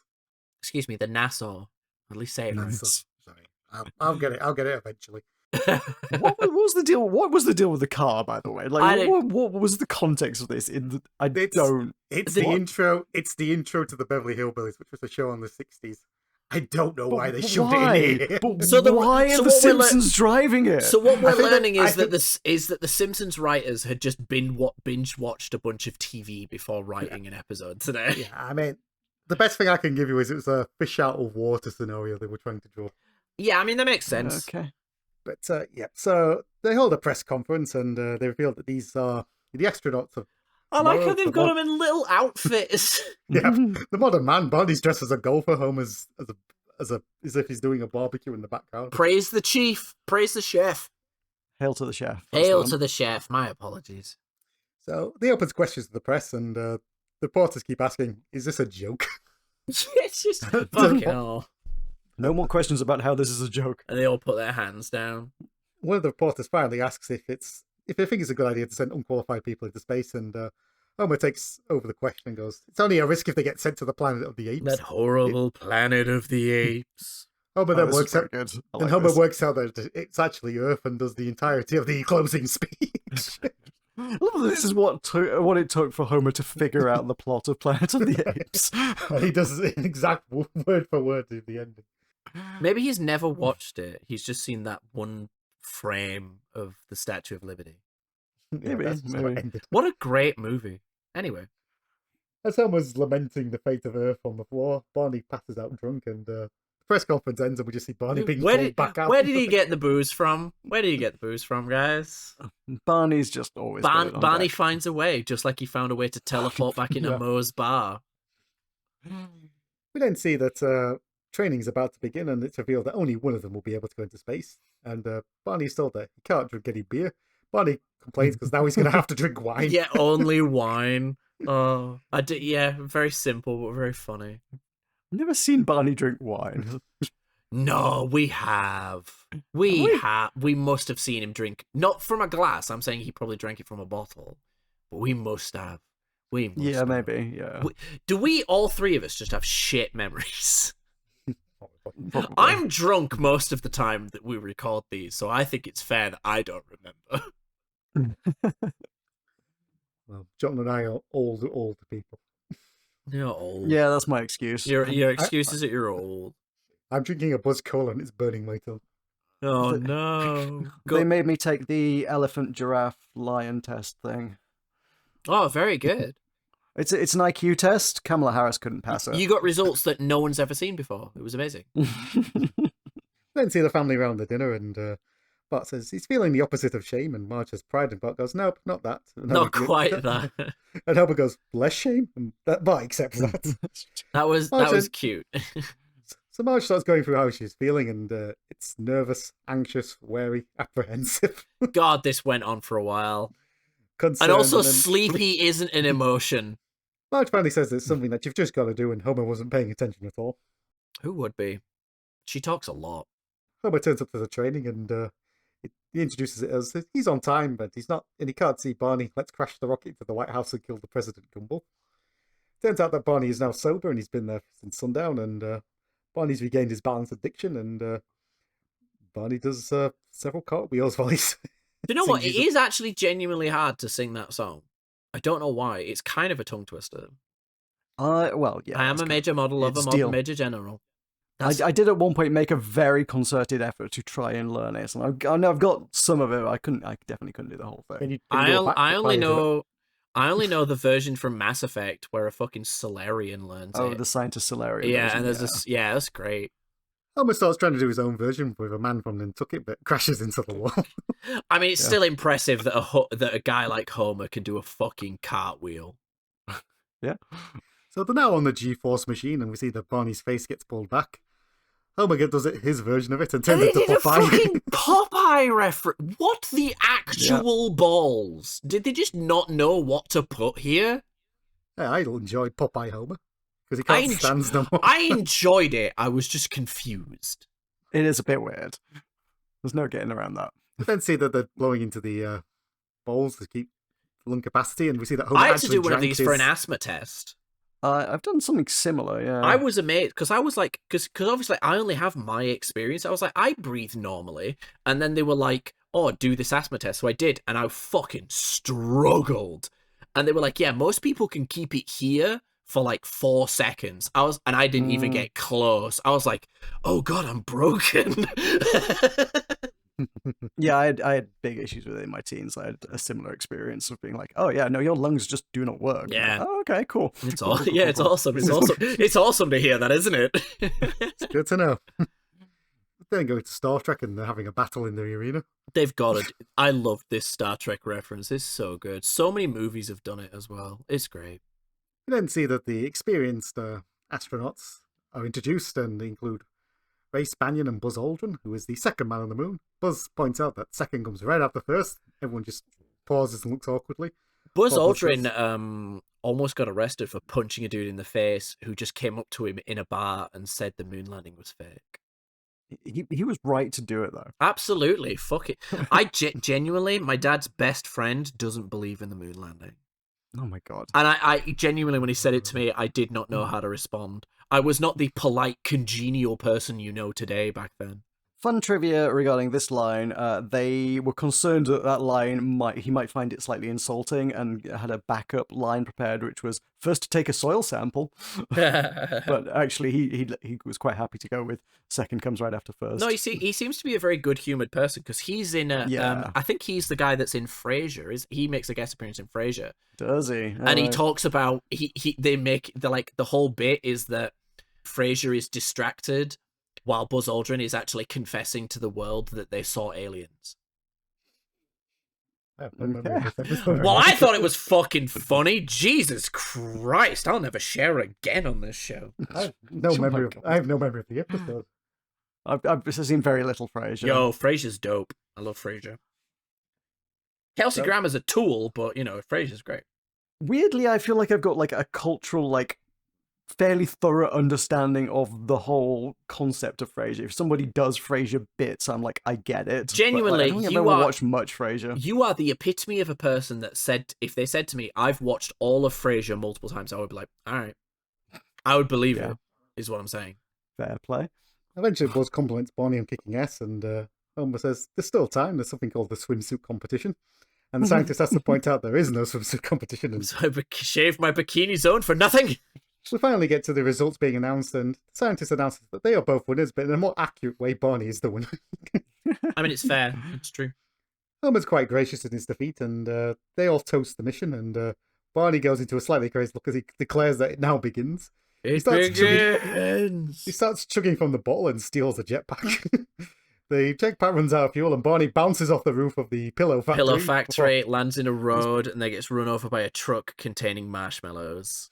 It's very similar to a gag they did before, but yeah. It's the Yeah, Luke 'cause Perry they did- gag. It's a Luke Perry gag, isn't Yeah, it? through the jars of acid into Mhm. I think the nail factory or something.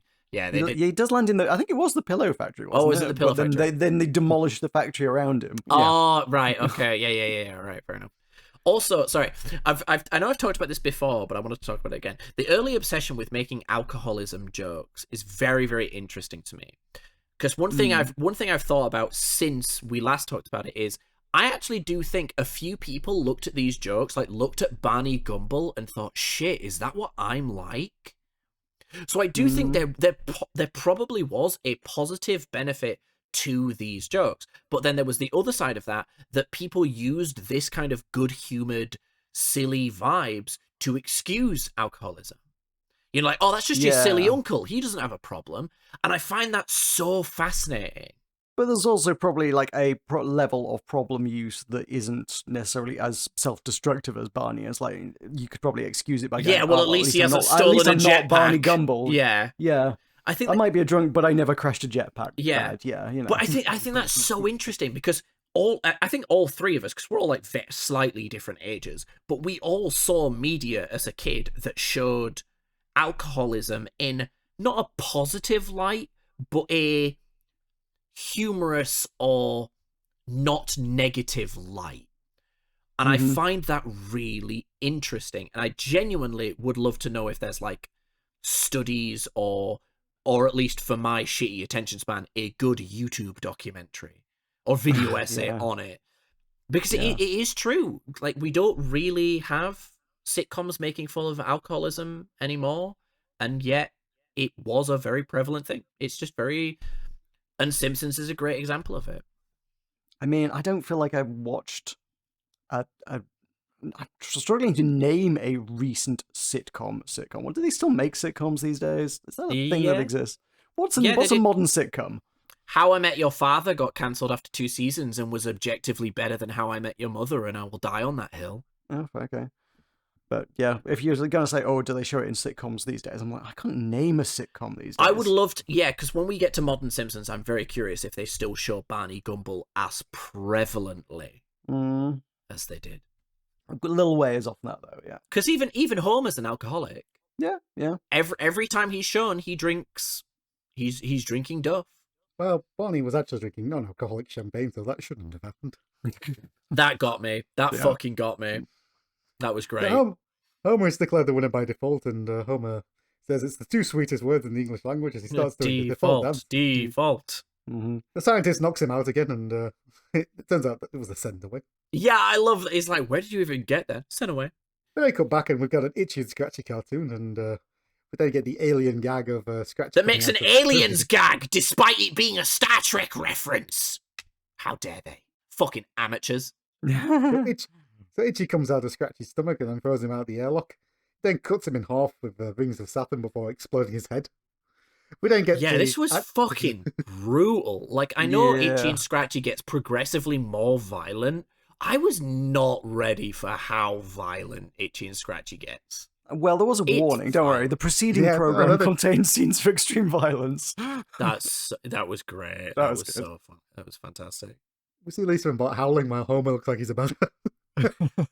I thought this bit was gonna go somewhere, but it doesn't. It's just Homer looking terrified, which is great. It's not. It's not that it's not funny. It's just I was kind of expecting there to be more to it, but it just ends. I mean, I think it probably plays into Homer's anxiety to actually go, because he freaks out in the next scene and doesn't want to go, right? True. We then see the slow motion walk of them walking towards the rocket, and Homer sees the rocket. We get the slow motion. Is this an Armageddon reference? Because I feel like Armageddon came out. Oh, Armageddon was after. Armageddon I would have said so. I'm not sure. What about Deep Impact? Might be around the time of Deep Impact. I think they came out. Armageddon was about the same time, weren't they? Yeah, Deep Impact was 98, and so was Armageddon. Both of them were 98. So yeah, it's not. Maybe it's just a reference to the fact that they do slow motion shots of astronauts a lot. Yeah, because I remember that being a thing about like two very similar films kind of coming out at the same time, but developed independently and like. Yeah, Deep Impact. No one's ripping off the other. Deep Impact didn't do as well because Armageddon had Bruce Willis kind of thing.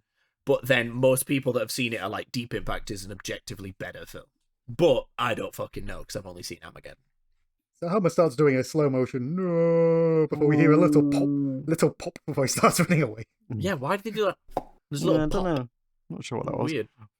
We then see that there is a gas station conveniently near the rocket launch, so Homer can call Marge. And Homer doesn't really want to go through it, but the only reason he's going through it is because this is the only way he could get Marge to respect him.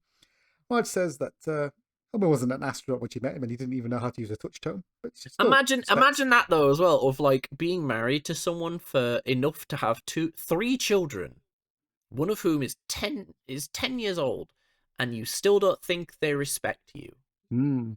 That shows some serious low self-esteem. Yeah. So Marge says he didn't know how to use a touch tone, but she still respected him, and we then hear the touch tone coming on. Marge has to point out to Homer he already dialed. Imagine we are genuinely going to get to a point with technology where people don't understand what people are doing when they're dialing a phone in like old media. Well, people already don't understand rotary phones. No. They don't understand how to use it, but they understand what it is. Oh, you don't? You think people won't even understand the concept of dialing? Yeah, exactly. It's like you can look at a rotary phone and it'll be like, okay, this is a method of dialing a number, but you might not know how to use it, which is fair, because if you've never used one, you've never fucking used one, Ellen DeGeneres. Shove it up your ass. But I feel like we're going to get genuinely to a point where even having a number is weird. Sorry, I've been watching a lot of like what if future videos, and I'm drunk, so let's move on before I go on a tangent. Okay.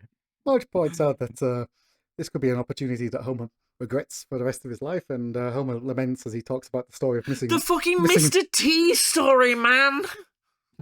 It's so weird.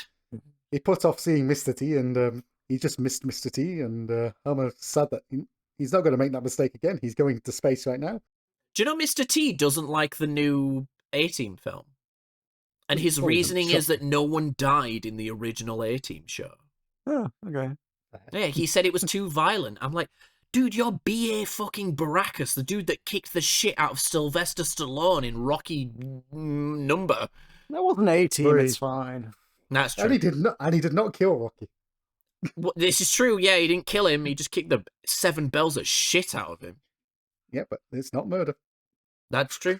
It's okay. There you go. From Michael's own lips, it's okay as long as you don't murder them. Yeah.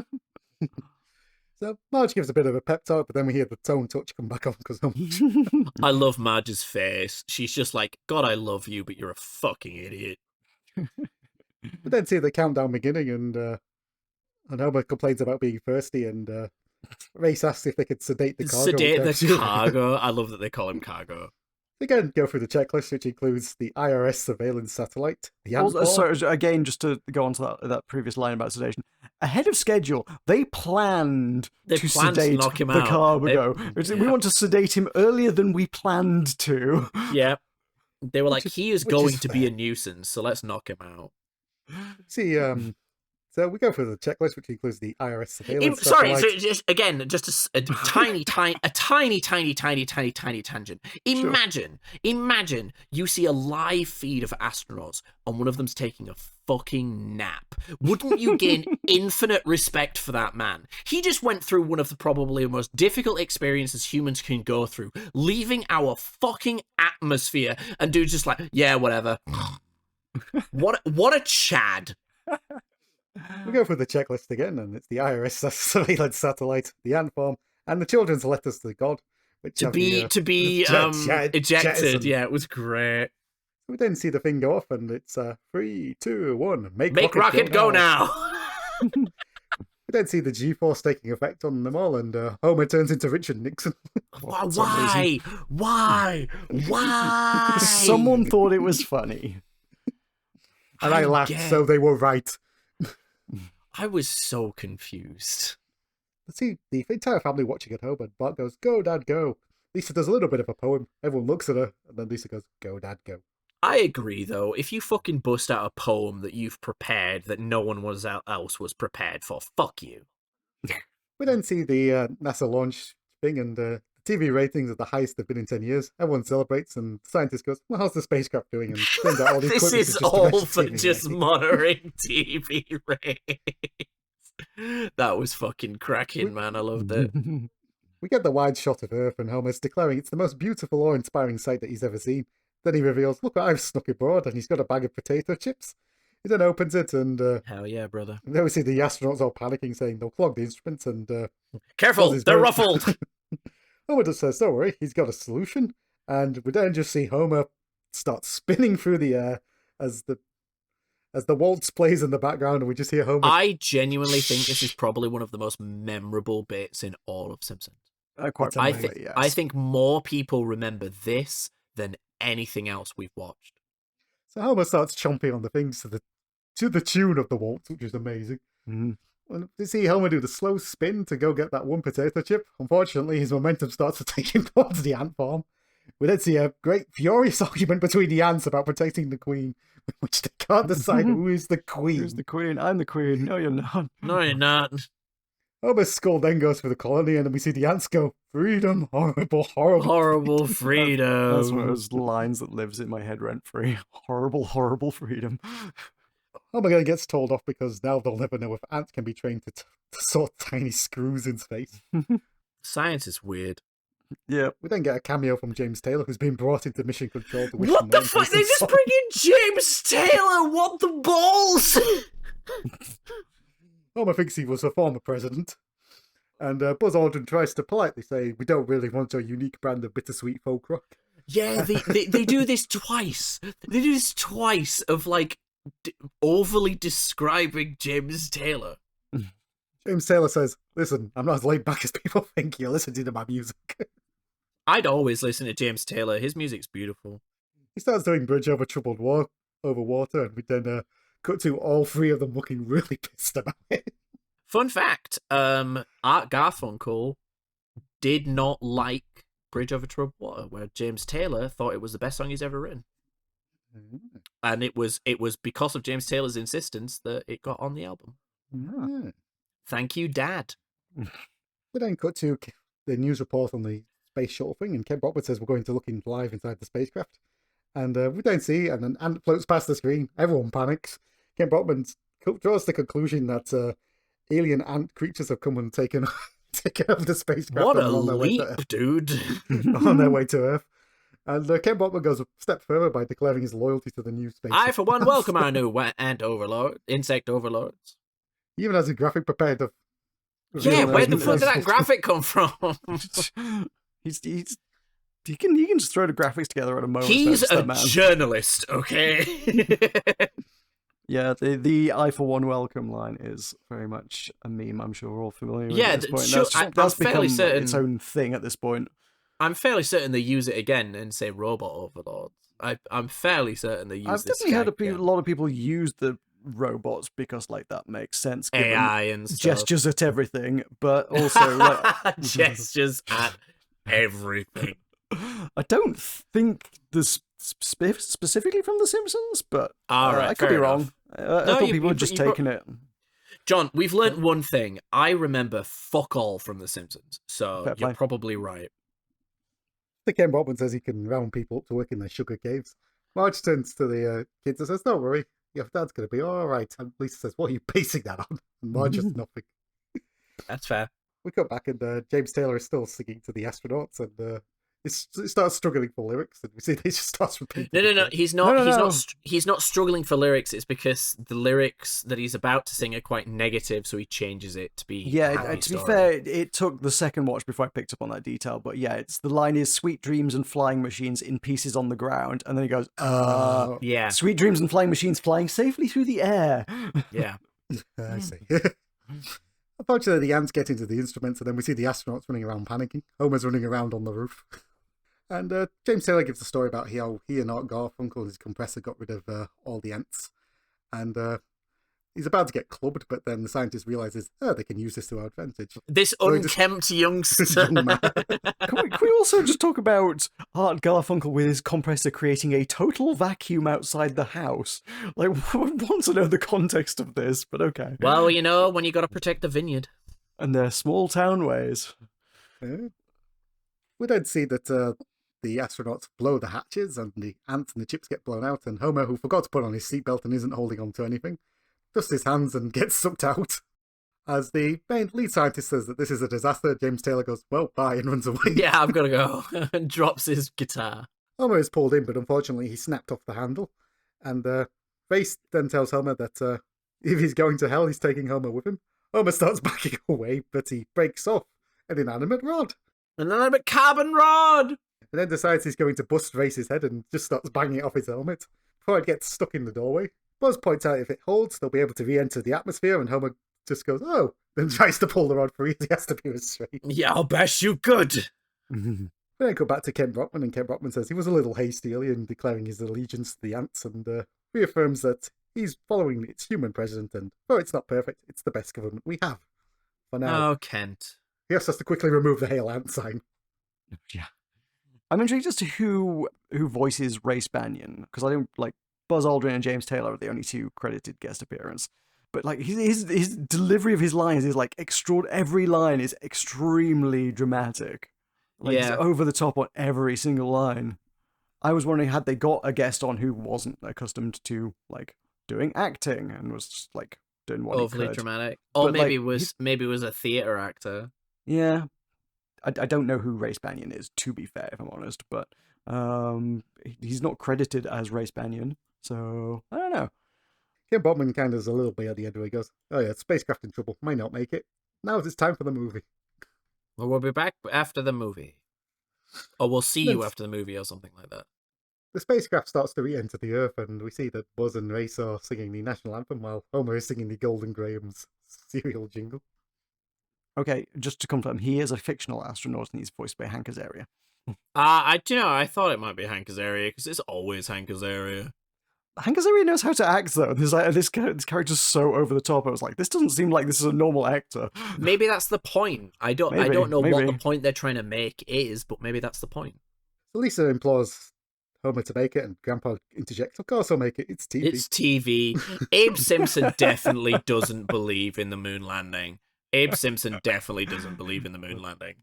Spacecraft crashes into the National Journalist Convention building, Convenient. and which was convenient. And the one journalist asks how they closed the door, and Buzz gives the credit to Homer and his rod. Homer holds up the rod, and a photo is taken, but the photo cuts Homer out entirely and focuses In on the Rod rod. we trust. Yeah, ends up on Time magazine cover, yeah. The rod even gets its own ticker tape parade. And Homer turns off the TV as Bart laments that they were going to see close-ups of the rod. That is probably the longest way they've ever done to call back to a joke, I think, with Bart saying we were going to see close-ups of the rod. Because the beginning of the... I'm not crazy, you guys are crazy. Marge and Lisa assert to Homer that he should be very proud of what he's done, and Marge asks Bart if he's got anything nice to say about her father, and Bart has written the word hero on the back of Homer's head. It says, "He knows how I feel." He then throws the pen in the air, and it then turns into the Fox satellite, which then crashes into baby Homer's skull. And that's how your episode ends. Which Not is clear what that was about. I'm not sure what that's doing. it's a very weird reference to 2001: A Space Odyssey, I think. Was there a fetus in space in 2001: A Space Odyssey? Dude, fucking 2001: A Space Odyssey is the weirdest fucking film. It is a masterpiece, but holy balls. I got the music and the tossing the thing in the air. I don't know what the her baby Homer in a bubble thing was about. There's a space baby at the end. Ask me when Is I there? haven't been Oh, okay. drinking. They're fine. Just go watch it. It's a classic. I will at some point. Go watch The Thing by John Carpenter. That's the best film ever made. Okay. That's objectively true. It genuinely is my favorite film of all time. I love John Carpenter's The Thing. It's amazing. Mm-hmm. Anyway, Simpsons. Or not, because we're done. That's the end of the episode. Yeah. holy episode shit, ended. we're done. What did we think? Again, I think genuinely the Homer in space with the potato chips thing is the most quintessential, most remembered thing of Simpsons. I might be wrong, but I genuinely think that's the case. It does have a lot of great laughs. I think I'd be remiss if I didn't say it was, like a really good episode, but, is it a Homer? I don't know. I do know because I've written it down, but I've got to be honest, I came into this with extremely high expectations because of the acclaim this episode has and the fame this episode has. I didn't enjoy it as much as the last episode. No, I think that's fair. Totally fair. Totally fair. I with this duo, I was like, okay, Lisa vs. Malibu Stacy is completely fine. Deep Space Homer, it's fucking Homer in space. It's classic, famous. Really enjoyed the first one more than Deep Space Homer. Deep Space Homer was completely fine. Absolutely fine. I would not say it was a bad or even just a good episode of Simpsons. I think it was a great episode of Simpsons. But, I agree. The Malibu Stacy was really funny. A lot of people do rate this as one of the best, if not the best. I think so many people rate episodes of Simpsons by one bit. Quite possibly, yeah. They rate it by one bit that they I guarantee that most people's top 5 episodes of Simpsons they haven't watched since the first time they watched it. Could be. So, Michael, tell us your Michaels. I enjoyed the episode. It's more bits than overall, but it's plenty of moments, and I enjoyed it. Nah, that's fair. Out of Homers? I'm giving it a mean Mr. T at the mall out of Homer. Mean Mr. T out of Homer. It's its own unique thrill. That's the first time you've explained your Out of Homer in about 12 episodes. It seemed appropriate. Thank you. I appreciate it. John? I, for one, welcome our new meme overlords out of Homer. Nice. I gave it a perfectly filled, puffy bag of crisps out of Homer. Good times. Very good. Just a note I just spotted on the Wikipedia article is that Homer's face turning into Popeye and Richard Nixon were some of Matt Groening's least favorite jokes in The Simpsons because he felt they made absolutely no sense. I am glad that I share an opinion with Matt Groening. Yeah. Because what the fuck? I'm glad Michael liked them. I just didn't get it. But that's the thing. There wasn't anything. It's one of those things. It's kind of like a lot of Monty Python jokes. To bring it back to something we talked about earlier, is there's not always something to get. It is just absurd, and that's the joke. But with the Popeye and the Richard Nixon, I was like, what the fuck? Does anyone have any thoughts about what this episode said about society? I don't know. Did it have much? I'm not totally convinced it did. America loves blue collar slobs. I genuinely did think it had a lot to. It did try and focus on. It did have a strong commentary on how scientists do their best to seem important, while the average person does their best to not understand why they are actually important. I do think there was a lot of gags back and forth of, oh, science is so dry, and oh, people are so stupid. I do think it did try and do that. I am just not in the headspace to explain how. Fair play. Because this is... I have finished this can, and wow. I mean, I thought this had it was parodying a lot of stuff, but I'm not necessarily sure it came with a lot of substance. I mean, it should Yeah. also note that like a lot of the inspiration for this was the Teacher in Space project, the one which famously led to the Challenger disaster, which traumatized a lot of kids. Fuck. Yeah. So yeah, he's parodying all sorts of stuff, like however many think that's the sci-fi thing for references me. and things. I but- don't know, because again, Simpsons always makes like weird references, but I genuinely feel like the best Simpsons episodes are the ones where they're not trying to parody things. Again, I've said before that Stark Raving Dad is one of my favorite episodes of Simpsons, and they're not parodying things. Yes, they have a Michael Jackson reference in it, and they bring up a lot of Michael Jackson, but they're not trying to parody stuff. They're not trying to make loads of references. They're not doing a Little Caesar goes to Washington and sells all the pizza thing. They are just Simpsons is best when they are being Simpsons, when they're confident enough to tell their own jokes. And I agree. I don't think a lot of this episode was their own jokes. I think it was connected to other jokes. Mm-hmm. Michael, you've been awfully quiet. Do you have anything dissident to say about this episode? I think we kind of covered it all. Nice. Cool. No, it's a good episode. I'm not going to poo-poo on people's nostalgia. It's a fun episode, but Lisa versus Malibu Stacy is objectively better, and I never thought I would say that about Lisa-focused episode.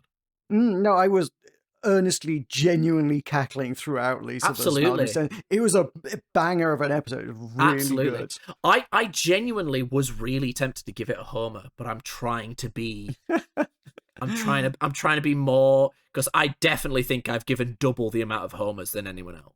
For what it's worth, I wrote down some predictions about what your out of homers would be for Lisa versus Malibu Stacy. I don't know why I just felt like doing it at the time. Please No, share, it's a real please share. I half got one of them right. All I right. thought Michael would give it a new hat. Oh, okay. Uh, So because I gave it a new hat, right? Yeah. Okay. Yeah. Matt, yeah. I thought you would give it nuts and gum out of Homer. I thought it was a I- bit too obvious. I feel like, all right, thanks, Mike, for mocking my. All right, mate. All right, you fucking meet me outside. How about that? No, yeah, no. I was surprised how much I liked the Malibu Stacy episode. It was great. It was a genuinely really good episode. Mm-hmm. I mean, like, yeah, likewise, I was like, is it a homer? It's up there. I mean, I have been dishing them out way more than anyone else here, but also, I don't know, I didn't want to like quite put it on that completely top shelf there. Yeah. But for what it is worth, the context of Bong Joon-ho means I rate it extremely highly because I fucking love that guy's films. Yeah, that's the thing. It's like it's one of those things where it's like, is it a episode that I could watch at any moment and be like, this is fucking hilarious? Or is it an episode that is just really good? I mean, the delays that we've had in getting to record this podcast, I did watch this a few weeks ago when we first tried to schedule it. So I watched both those episodes. So I've had to rewatch them both today. And so Malibu Stacy was still funny to you, It whereas the second still one wasn't stood as. up. Yeah, 100%. I was still laughing at it today. It's still good. Yeah. No, I think that says a lot more about the episode than, an out of Homer could. Because when you watch something, you watch it with like a reviewer's eye as well, and I think that kind of taints the experience, which is just unavoidable. But, anyway, let's do an outro because I literally just dropped a pen. Okay. What have you got to advertise today? Look, I swear to God, when I come back from America, I will edit All for Arnold, and we will do Predator. I'm very excited. Well, yes. Michael, do you want to come and review Predator with us? We'll see. Depends. All right, we'll review Predator. I'm so excited. I'm so excited for John to see Predator for the first time. I fucking love Predator. Yeah. We will review, because what is it? It's hard job, Raw Deal. Raw Deal. Is that what you're reaching for? Oh my God, Raw Deal. What a fucking weird film. Right, I'll edit that. I promise. I will edit that within a week. That's my deadline. I will do it within a week. I will do it within a week of me coming back to England, which is the 9th. So it will be done. It will be edited by then. I promise.